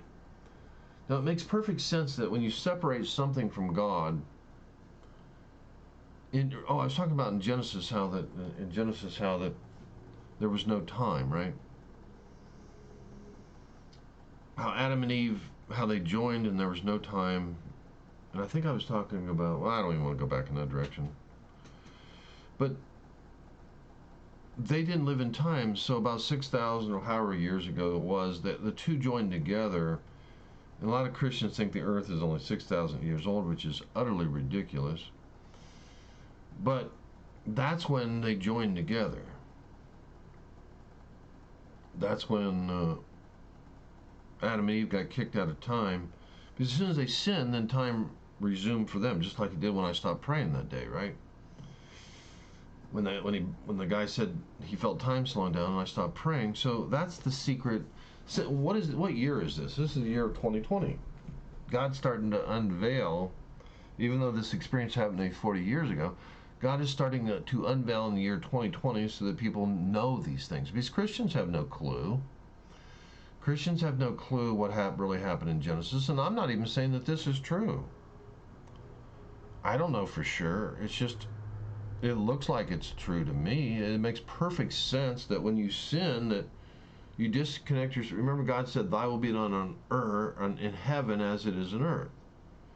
If His will exists on earth, then earth is going to be like heaven. And Adam and Eve were like angels. Remember, God says that the angels don't have children. So you had Adam and Eve, which you had a connection before they sinned. They didn't have any children until they fell. So then they actually called them the sons of God, which is, I think, in reference like an angel. And I know nothing about. I've never studied word meanings in the Bible or anything like that. I just go all by revelation and few little things I hear. But to me, that's what happened. And then what does God do with Abraham? As soon as Abraham believes God, He tells him to be separate. What were they in Genesis? They were separate. The two were separate. So He reversed the process, separated them again, separated Abraham, created the Jewish nation, and then they became separate, and then God brought the truth to them, and then He said, by Abraham, everyone will be blessed. Because the truth always is a blessing. The truth is always a blessing. Science is the pursuit of truth. So he reveals this to people that stick with Him, that are not going to let go of the truth. And He revealed that stuff to the disciples. There was only 12 of them that continued following Him. Then He unfolds some very powerful truths in John chapter 14, 15, 16, 17. Very powerful, and then even more truths. So I believe that when God separated a seed from Him, that's what created the universe. And then even another dimension, right? Because time isn't the norm.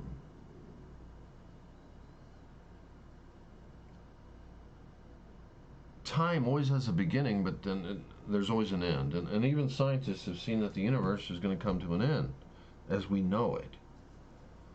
Some people think that dark energy is going to rip atoms to pieces, and Jesus already said that. He said, heaven and earth will pass away. That means this universe, He already said it, will pass away. He already said it. Scientists is now the pursuit of truth has come to the same conclusion. But what I don't agree with this guy is he's saying that it didn't come from a seed. Well, I believe it came from a seed because everything in the Bible is about a seed. Everything in the Bible is about a seed that I see that has big meaning. So I believe that yes, it did come from a seed.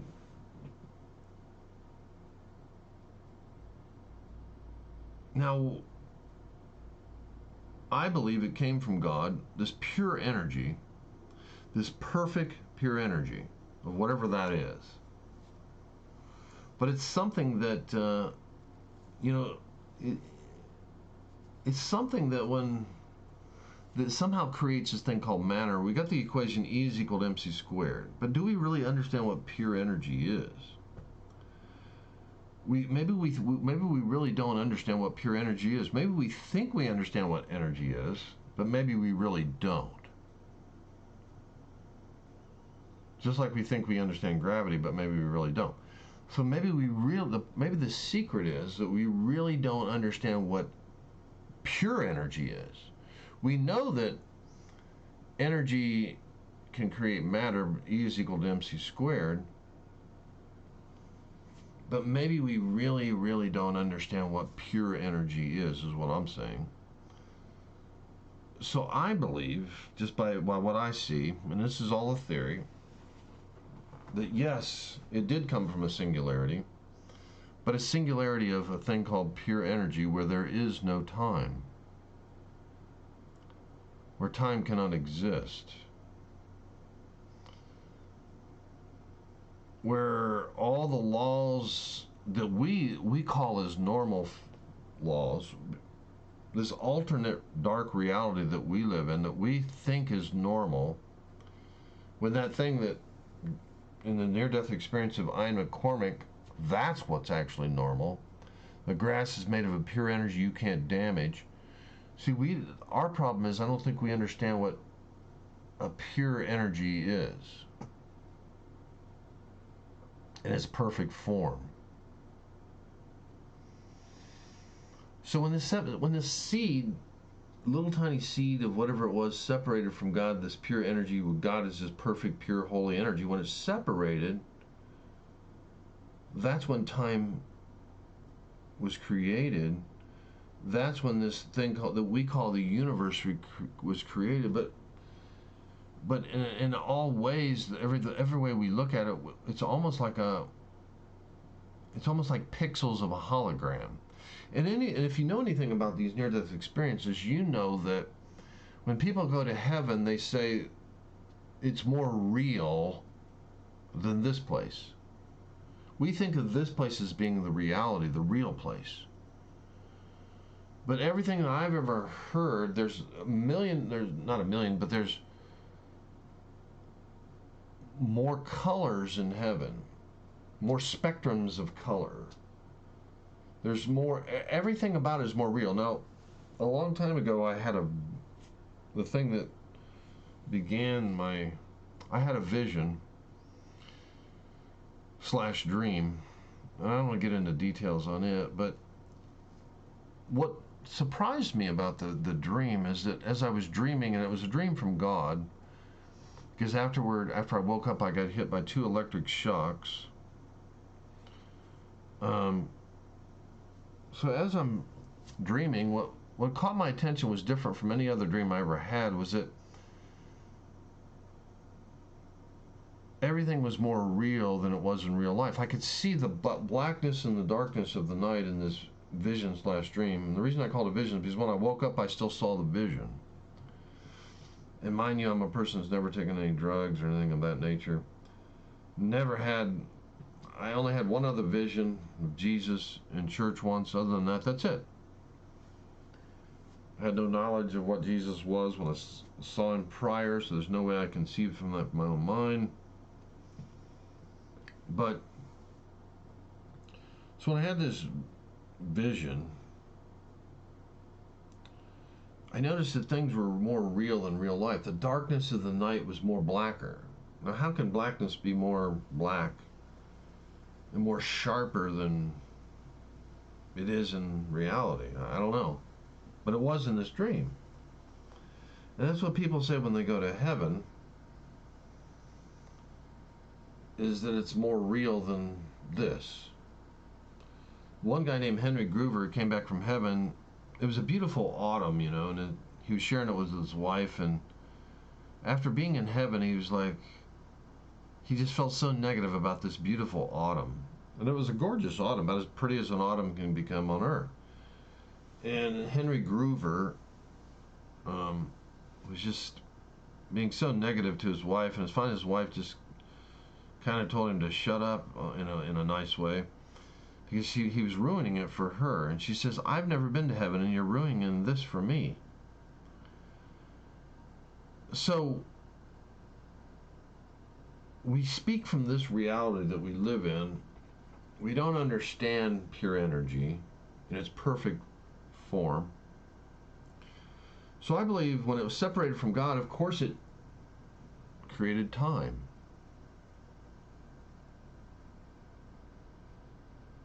And matter in which we know it. Which are we really a substance?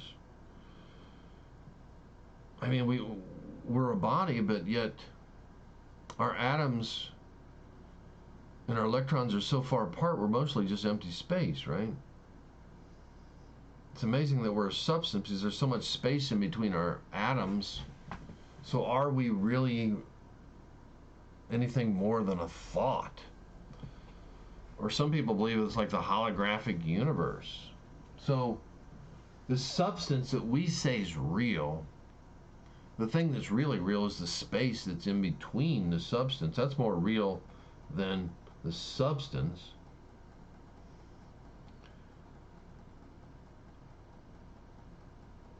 And then this thing called time, obviously, if you have any sense of understanding of time, It has to be seen on as you go smaller, as you look at things in smaller and smaller level. Time itself has to be seen as you go smaller of actually what it is. As you go smaller and you start looking at everything, that's why an electron doesn't seems to be in every place at once. Is because that's a representation of time. Because what is time? Time is, they say everything's happening at once, right? In the same space, in a sense.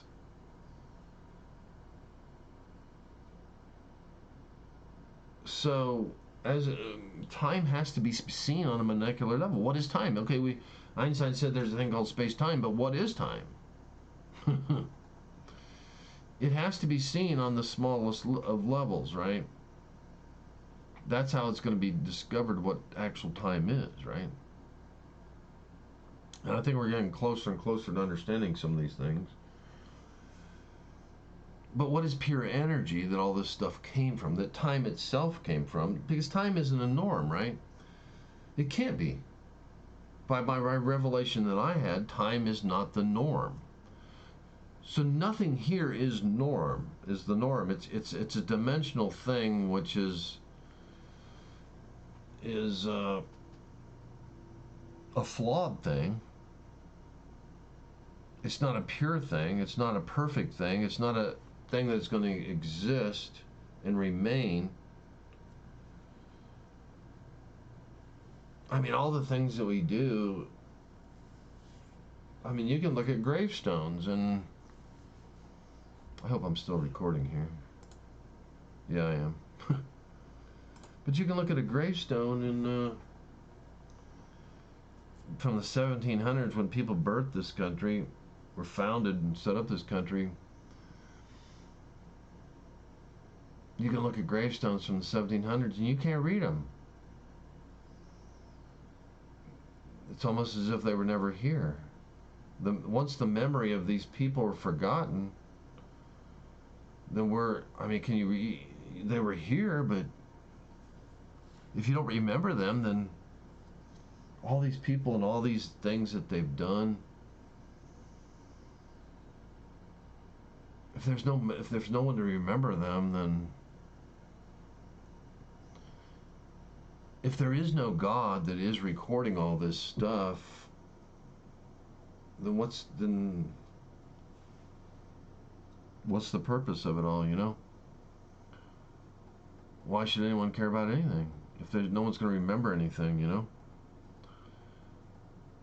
But we value the memory of things. We value these people, these scientific men, the few that broke through and made some discoveries that we built this knowledge on, but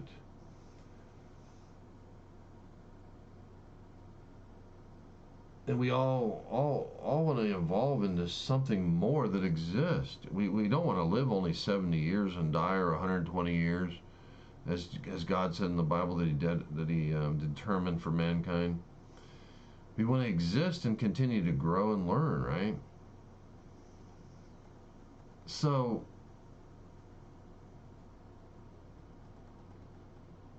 I personally believe that this pure energy that was separated from God created time, and I don't believe it's the norm.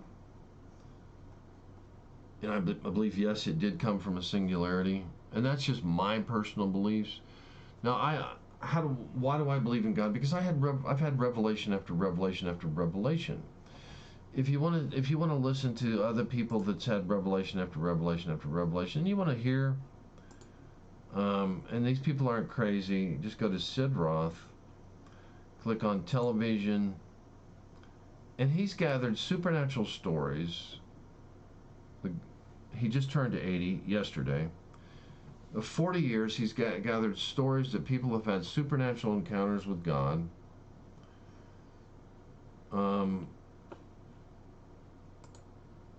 He's been documenting this stuff, and I've had my own encounters. Oh, he's got it all the way down to 1997 now. He's went back farther. I didn't know that. Because I think at one time you could only go down in 2005. Oh, great. I haven't listened to a lot of this stuff down this way. But a lot of these people is, I don't know any of these people, and a lot of these people have had the exact same experiences that I've had. Like, I had an experience where a car passed through my car. It should have hit me, but it didn't. It passed through my car. And there's a guy here that had the same encounter where he had a lot of the same similar things that happened to him happened to me. And encounter after encounter, these people, we have similar experiences. And I don't know any of these people, but we all have the same experiences. And faith is a substance. Faith is. I can't give you 40 years of my experiences. Maybe I could condense it into a book and write down 40 years of my supernatural experiences and how I've learned the things I've learned and know the things I know. I probably should, but I haven't done it. But you know what you know, because you have things happen time and time again. Like my first encounter with God after I was like 14 years old. After I did that little prayer, didn't know who Jesus was, God showed up and I felt it. And I'm not stupid. I was a pretty smart kid in some ways. And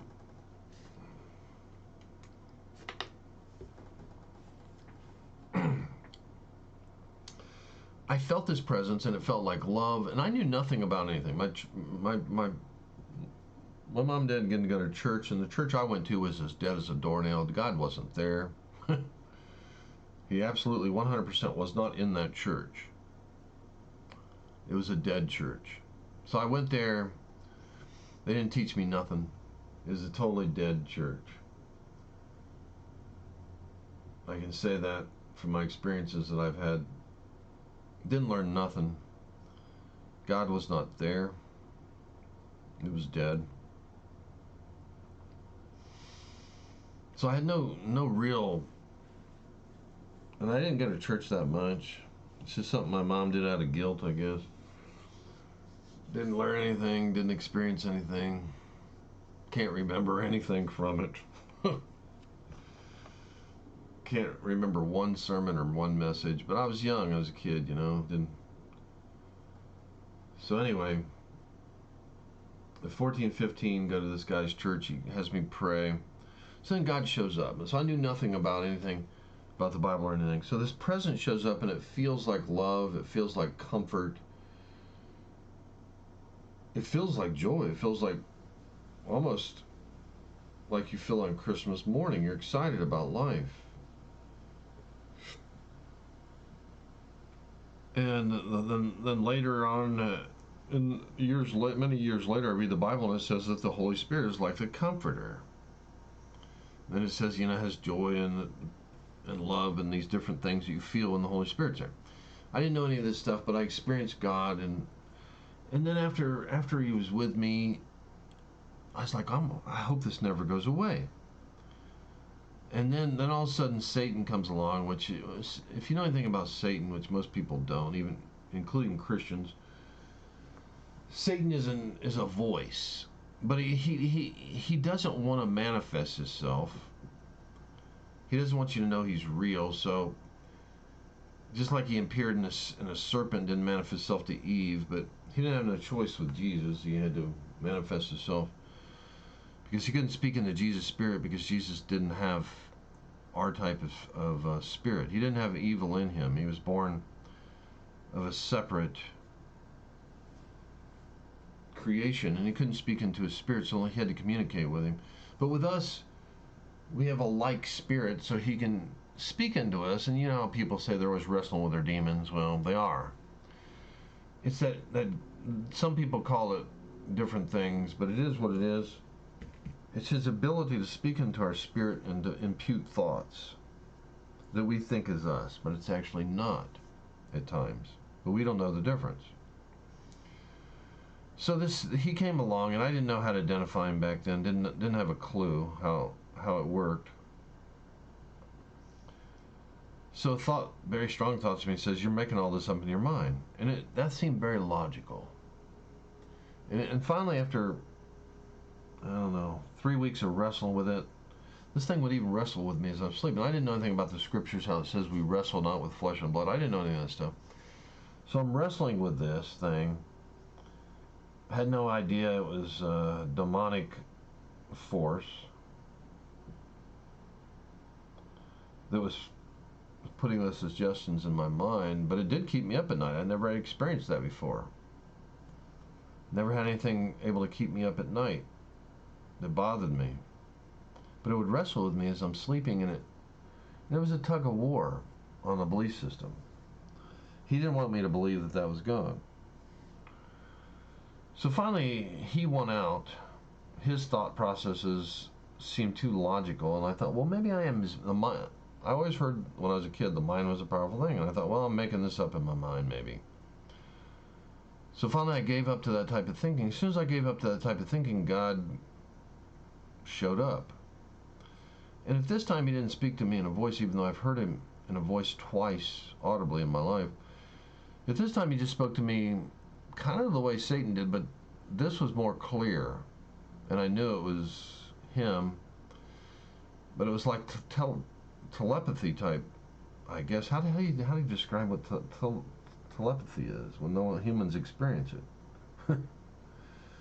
But anyway, a voice communicated to me. I couldn't hear it audibly, but it clearly said, if you let me, I'll prove to you that I'm real. And I knew it wasn't from my internal voice. And I knew nothing about God. I'd seen the Ten Commandments, with Charlton Heston and that stuff, and didn't even see too much of that.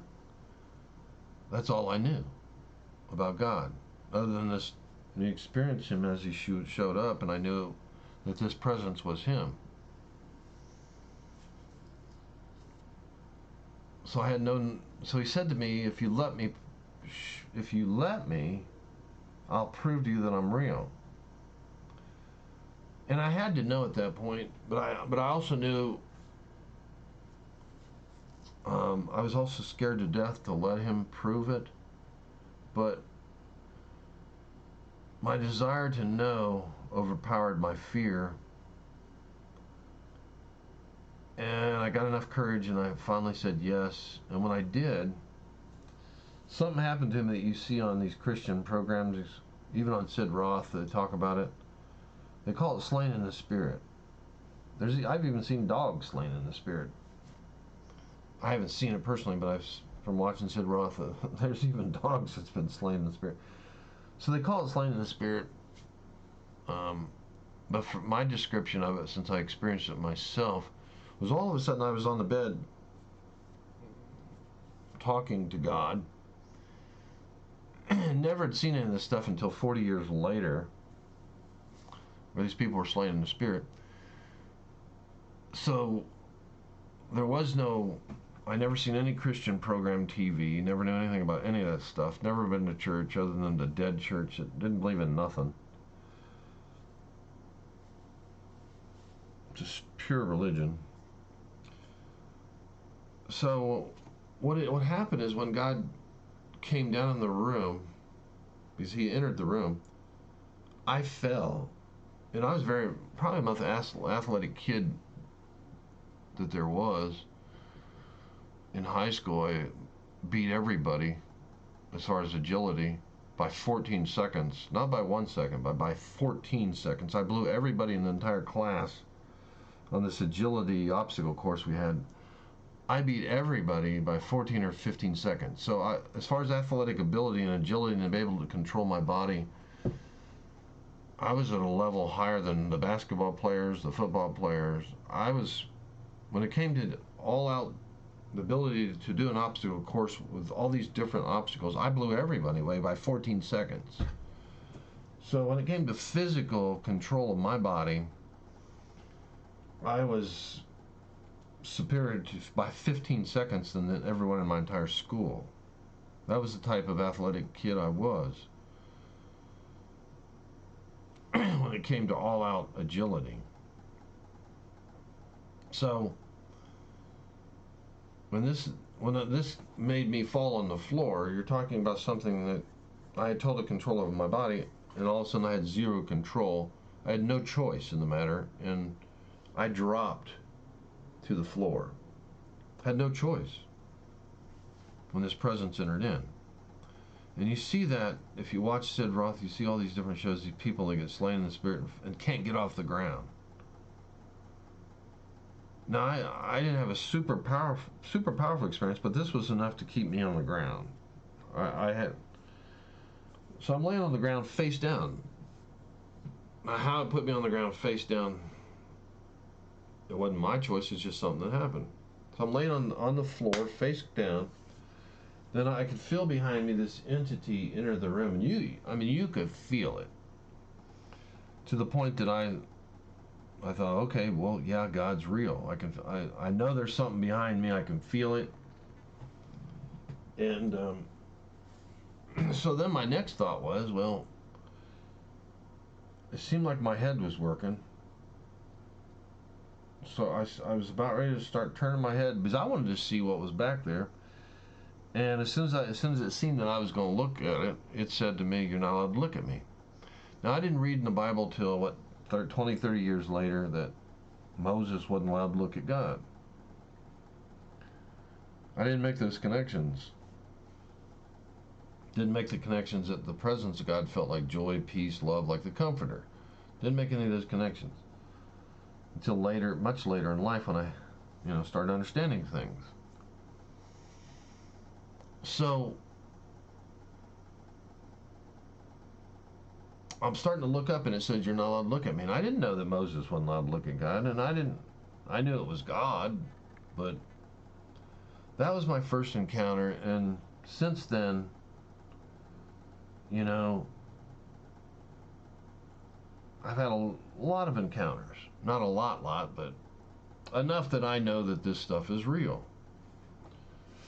And not only do my encounters match these people's encounters, and I don't know any of these people. And these people don't take drugs. I don't take drugs. Joe Rogan, who just got $100 million deal on Spotify, he experiences his spirituality by taking a bunch of drugs and stuff. And very interestingly, he's seen one of the Hindu gods in one of his drug visions.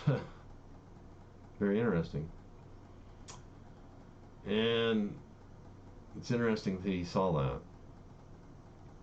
But you give these demonic forces leadway, they're going to introduce some things and some belief systems in you that you can open the door to that kind of stuff. And it's an interesting conscious world that the heart is, that they're entering into. Now, we know that these things are real because they match a book. The experiences I have is a book that's 3,000 years old. And then God even proves himself that he's real by putting himself in the King James Version of the Bible 4,444 times. I mean, not that I need this stuff. I don't need this stuff to know that God's real. That the word God is, the DNA is 4 letters. I don't need him showing me these things. I think they're neat.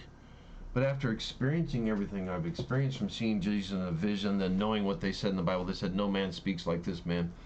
I don't need these other things that confirm who Jesus is. Even scientists knows that all information, everything that exists is energy and information, basically. And that Jesus, who's the Word, that said nothing was made, everything that was made by the Word, which all Word is information, right? DNA is information. Everything that there's an atom basically is bits of information, right? An atom, an electron, it's all bits of different types of information that make substances, right? It's just information when you get down to it, right? And Jesus, who's the Word, says nothing. He says, well, nothing that was made without me. He's really speaking of himself as an informational word type thing, which I don't know, maybe a word and matter are interchangeable also. I don't know. Because information makes up the universe, bits of information. Then you get these. But anyway, until a person gets born again, they can't. They don't have a sensor. You're not going to be able to sense this other world. Everything about scientists was about creating a sensor. You know, without a sensor, you can't sense God. Now, faith, which is a substance, faith is truth. What is faith? It says faith is a substance. So, as I speak, I give you a bit of information of truth of what God is, because God is truth. He's a word and He's truth. And He's also energy and holiness. And He also says He's love. And that there's no darkness in Him. And He also says He's light. These are all the things that God says He's made up of. Or He doesn't really say energy, but it's obvious that He is energy. By the near-death experience of Ian McCormick, we know that energy can't be created or destroyed, but we also know that He's obviously a word or consciousness, living consciousness. And that is what seems to make the difference between us and the animals, is this consciousness, right? And He put that spark in man that separates us from the animals. We have the ability to build upon the things we learn. But you know, ants are more successful than human beings because they don't add to what they know for the most part. Maybe in very small, minute steps. But for the most part, they just duplicate what they already do. Like Forrest Gump said, stupid is what stupid does, right? Ants do the same thing over and over and over, programming, and never diligently lose that programming, and then they're more successful than some humans. You see a human man with far more intelligence than an ant, but yet he's homeless and an ant has a nice little home, right? An ant has food because he's diligent. He holds to certain truths, foundational truths, and then he does those things, right? But a man is subject to his spirit to be beat down, and then he gives up and he stops doing simple things. Like a lot of people that will just say to these people, "Get a job," you know. In a sense, well, that's kind of what they need to do, right? But because of their mental weakness, they have trouble interacting with people because they probably have an ADD type mind that everything bothers them. It feels too heavy to them. They don't know how to free their mind. Oprah, you know, with the fame, it was too much for her, so she had to learn to live in the now moment, to let go of all the judgment from that, even though it's real, but yet it's not real. All the judgments from people, all the things they're whispering and saying. If she just quiets her mind, then that doesn't exist, right? That's what drives her crazy about everything, and she had to learn to turn that off. But then that all those people that are whispering and liking her is really what built her fortune. So she's blessed in the fact that they supported her, but then she's cursed in the fact that they judge her and criticize her. They say, "You're not black enough, you talk like you're white," or whatever they might say in the conception of their mind and in their jealousy or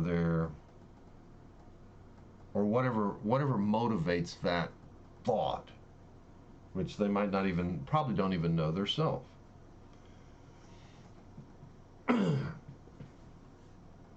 So let's just look, and to end this, let's look at a supernatural miracle that was witnessed, mind you, by someone else.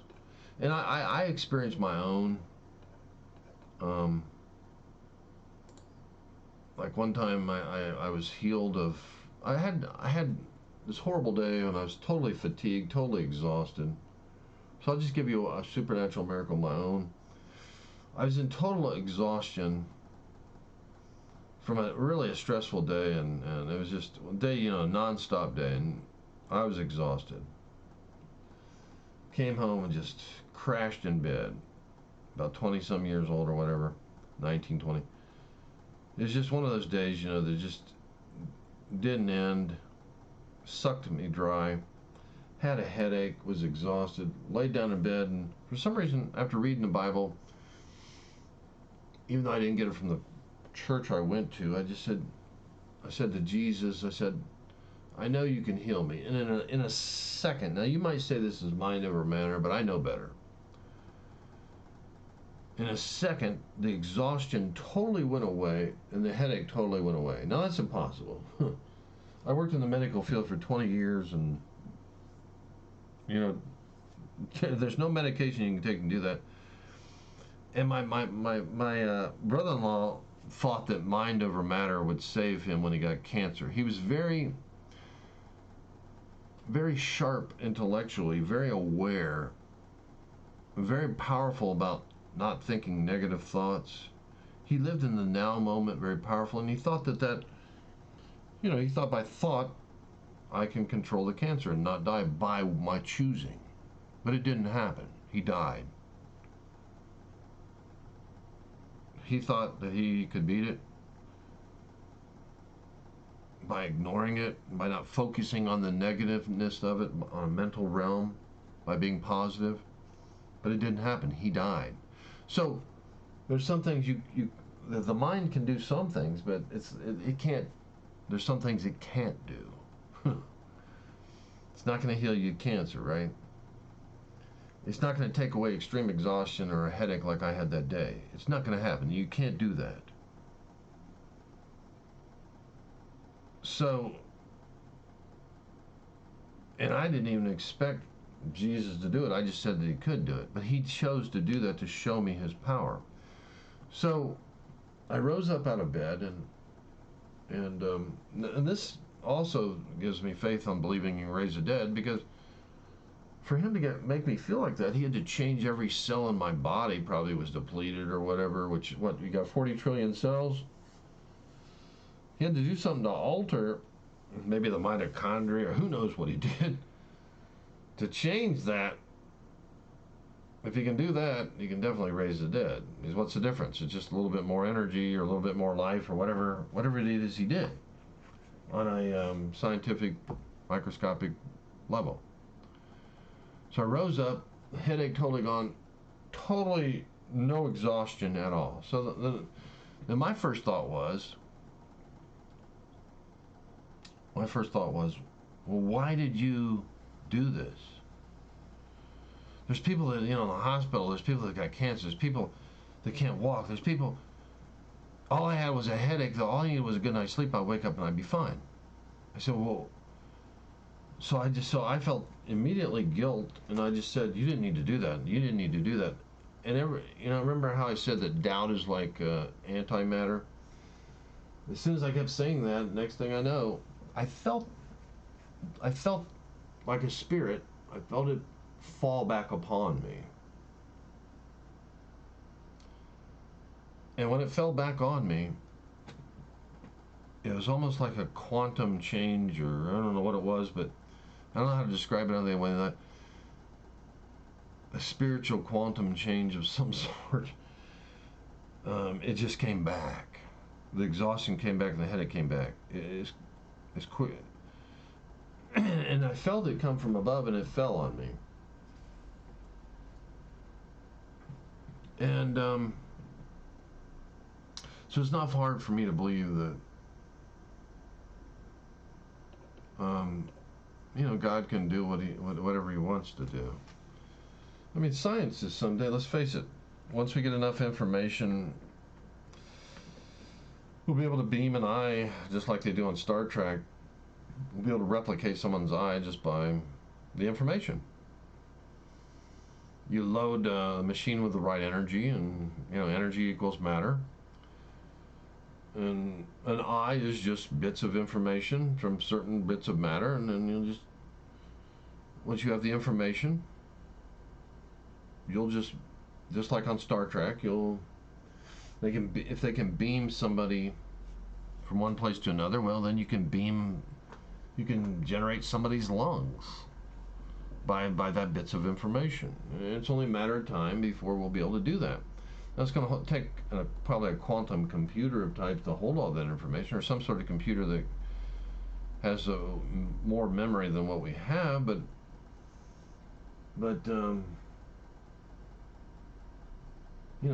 we can obviously get to there.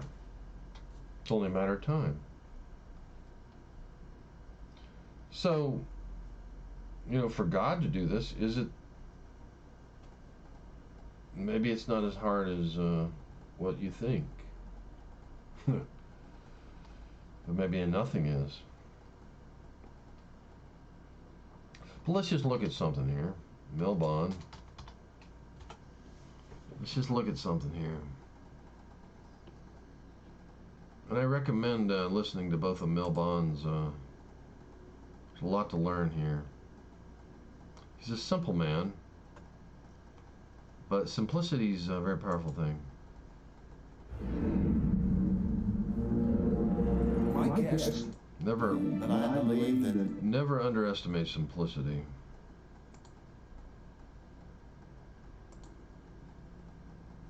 But here Mel's praying for someone, and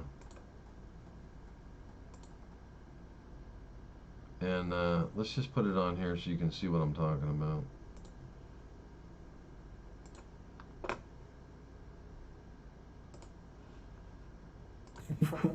So he didn't see it happen. He actually thought this kind of trick on me. While I was praying, of course, my God can. Now, the 500 people, something like they're living in a time that we need demonstration of God's power, not just excellency of speech. And so I like to bring people on the platform so that people can see. And so that's what we did. We demonstrated two ladies who were totally blind, and they received their sight. So this mother comes, and we was out on the main town square, and there was probably 3,000, 3,500 people, something like there. And this lady comes, working her way up on the platform, crying, and she pushed her way through, and she says, "Can your God heal my daughter?" And so I looked at her eyes, and I told her, of course, my God can.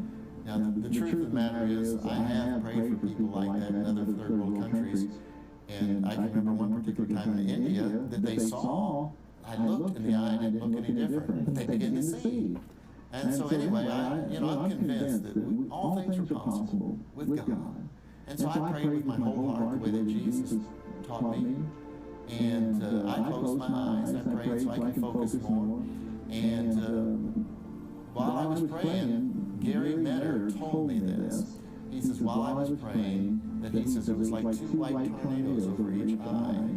And then when I stopped praying, the tornadoes were gone, and there were two beautiful brown eyes. And just to be real honest, when I seen the little girl, I'm thinking, why would anybody pull this kind of trick on me? In this kind of a place, serious setting, and bring another little girl. She looks so different. Well, see, you have to understand this. Mel closes his eyes when he prays, so he didn't see it happen. He actually thought someone switched little girls on him, but we have an eyewitness, and this eyewitness actually kept his eyes open. He's Pastor Eddie Rogers, who's been a guest on It's Supernatural. Let's take a look at what he saw. There's some things that you have to stop and think about that happened in your past, but this is something that is so firmly etched in my memory that I'll never forget. I remember the sounds, the smells, I remember the heat. 4,000 people gathered in a little square of Nicaraguan sea. There's ash that's raining down from a volcano about 10 miles away. And it's hot. These people have been there 4 or 5 hours. And Mel asked pastors that go out into the audience and bring up the most difficult cases. And I'm on the platform with them, and they bring up this little girl, 6 years old. She's been born blind. It's just, her eyes are just totally wide, and her mother is holding her. Mel brings her up, and he asks everybody to bow their head and close their eyes. And I'm thinking, if anything happens here, I'm going to be the one that's going to see it. I'm bowing my head, reverently speaking. And he stuck his hand out toward the girl and began to pray. And what I observed was that in the whites of her eyes, it was like two whirlpools beginning to spin and turn. And I don't know how long it lasted, maybe 60 seconds, maybe 90 seconds, but at the end of that, these two beautiful brown eyes just popped. And she began to look around and see the lights. The thing that tore me up the most was the fact that when this little girl turned and saw her mother for the very first time in her entire life, the mother is just weeping, and I'm over there weeping as well, and it was the most incredible, moving miracle that I have ever seen in my entire life. Needless to say, the crowd went wild. They melted. Absolutely. And then, because of the great miracles that were happening, some parents brought a dead child. What happened? Well, they laid the child on the platform. It was a little boy, and he was dead. And they said he was dead. They said they take him to the doctor. The doctor said he's dead. He looked dead, you know. So asked me if I would pray. So I did pray. And the real truth of the matter is, after I prayed, he didn't rise up immediately. But I believe that I am convinced that the Word of God is true. That once we release the anointing of God, we've got to have confidence that it has gone forward. And then I went ahead and started preaching. And it wasn't within, my goodness, couldn't have been more than 4 minutes.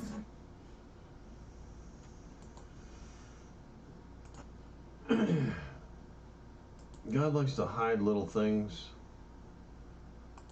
Notice how that other people wouldn't see unless they started seeing the 4 thing. See, the 4 thing started me when I started waking up at 4:44 all the time, or seeing the clock at 4:44. I just thought, well, what does that mean? But that's how the Holy Spirit works. He just gives you little clues. So notice how the kid was raised up after, 4 minutes. God signed his name to it with that 4. Because God's name in Hebrew is a 4-letter word. So in 4 minutes, the boy rises up. But only I would see stuff like that. It's just like in the wise men in the Bible that saw the star. You can't see things unless God gives you certain little clues that he hides. And like I said, God hid everything. He said to the disciples, I speak in parables. He spoke to the parables in the crowd. He hides stuff deliberately. The only way you're going to really know God and his truth is if you desire it.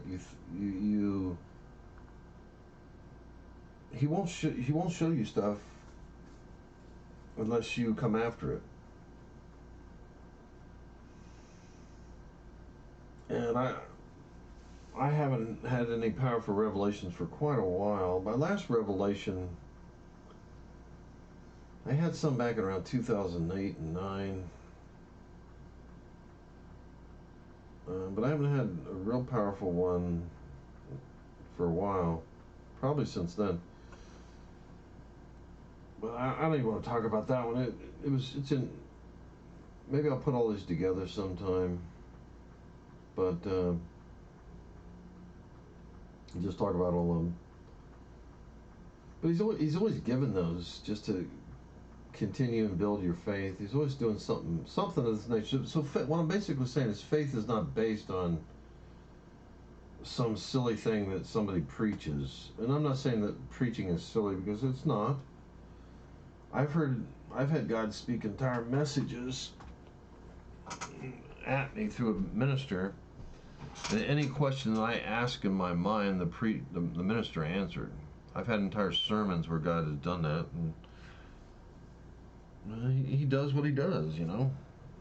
He has that power. uses certain people as mouthpieces. I mean, I've had that happen on a lot of occasions where, I mean, I had one sermon where any question I asked in my head, the minister immediately answered. So, when you have experiences like it, you know it's not. Just like in the day of Pentecost, they spoke in another language, and these guys never spoke in another language in tongues, and the people understood it because it was addressed to them. But this is just common supernatural stuff. As the deeper you get in with God, I mean, it's just normal because God is a supernatural God. And when it comes to knowledge, I think the reason Einstein even cracked what he did is because he honored God and he said, "I want to think like God." And when you start realming on honesty and truth, and I have to respect science because it is the pursuit of truth. So anything that I have to respect that anything that pursues truth and goes after it in an honest way, you have to respect that. You have to respect it. And then there's a lot of Christians, they get in their warped thinking, and I don't respect that. But anyway, it's time for me to end this. But that's why I believe that it definitely came from a singularity. Now, it's probably an unconceivable singularity that doesn't look like it, but I'm sure it did came from a seed, because everything about God always points to a seed. And it was probably a seed of pure energy that separated from Him.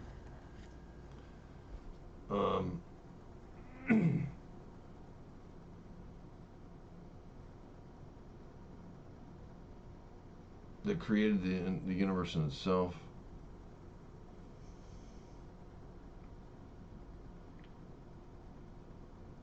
And what's also interesting, that nothing can leave this universe, not even light can leave this universe. Gets sucked in a black hole.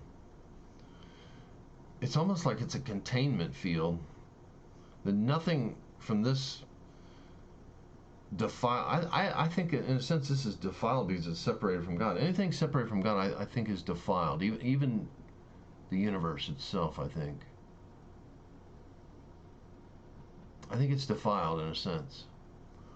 So it's interesting that nothing can leave this place without being purified, and the only place it could leave is like a black hole, right? That's the only way it could escape. But a black hole is going to pressurize and,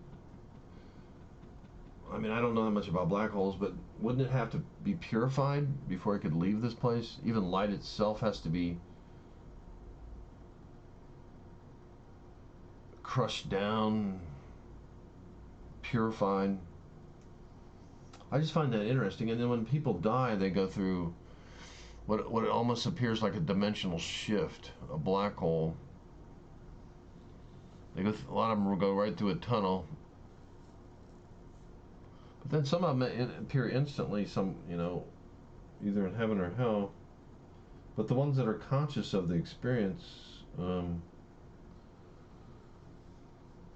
usually people that appear instantly are people that are killed and actually die, and that shouldn't come back to life. Some of those actually appear one place or the other instantly. And a lot of those people are actually killed. Now, some people that there's different degrees where people can leave their body. Like, I've heard of people where they had an auto accident and they left their body and then they were looking at their body. There's even cases in this book right here, I haven't read it yet, where a blind girl sees for the first time after she leaves her body. First of all, she sees her own body. She never saw before. She was born blind from birth. So, she leaves her body and she sees for the first time after she leaves her physical body. And the broken sensor eyeballs that she has with the ability to sense the world, as soon as she leaves it, she can see. She sees her body for the first time because she recognized it, because she knew she had a pendant on or something. She recognized that was her pendant that she was wearing. And then she goes, I think she goes into heaven and sees different things, and then comes back. And but she, even when she dreamed, she described in her dreams it was by feel and touch, because that's how she perceived the world. So when she dreamed, she didn't see, because she was born blind. But anyway, I'm going to end this. But just something to think about. Yeah, I'm going to end this. It's time for me to eat. 2 hours and 40 minutes I've been yapping.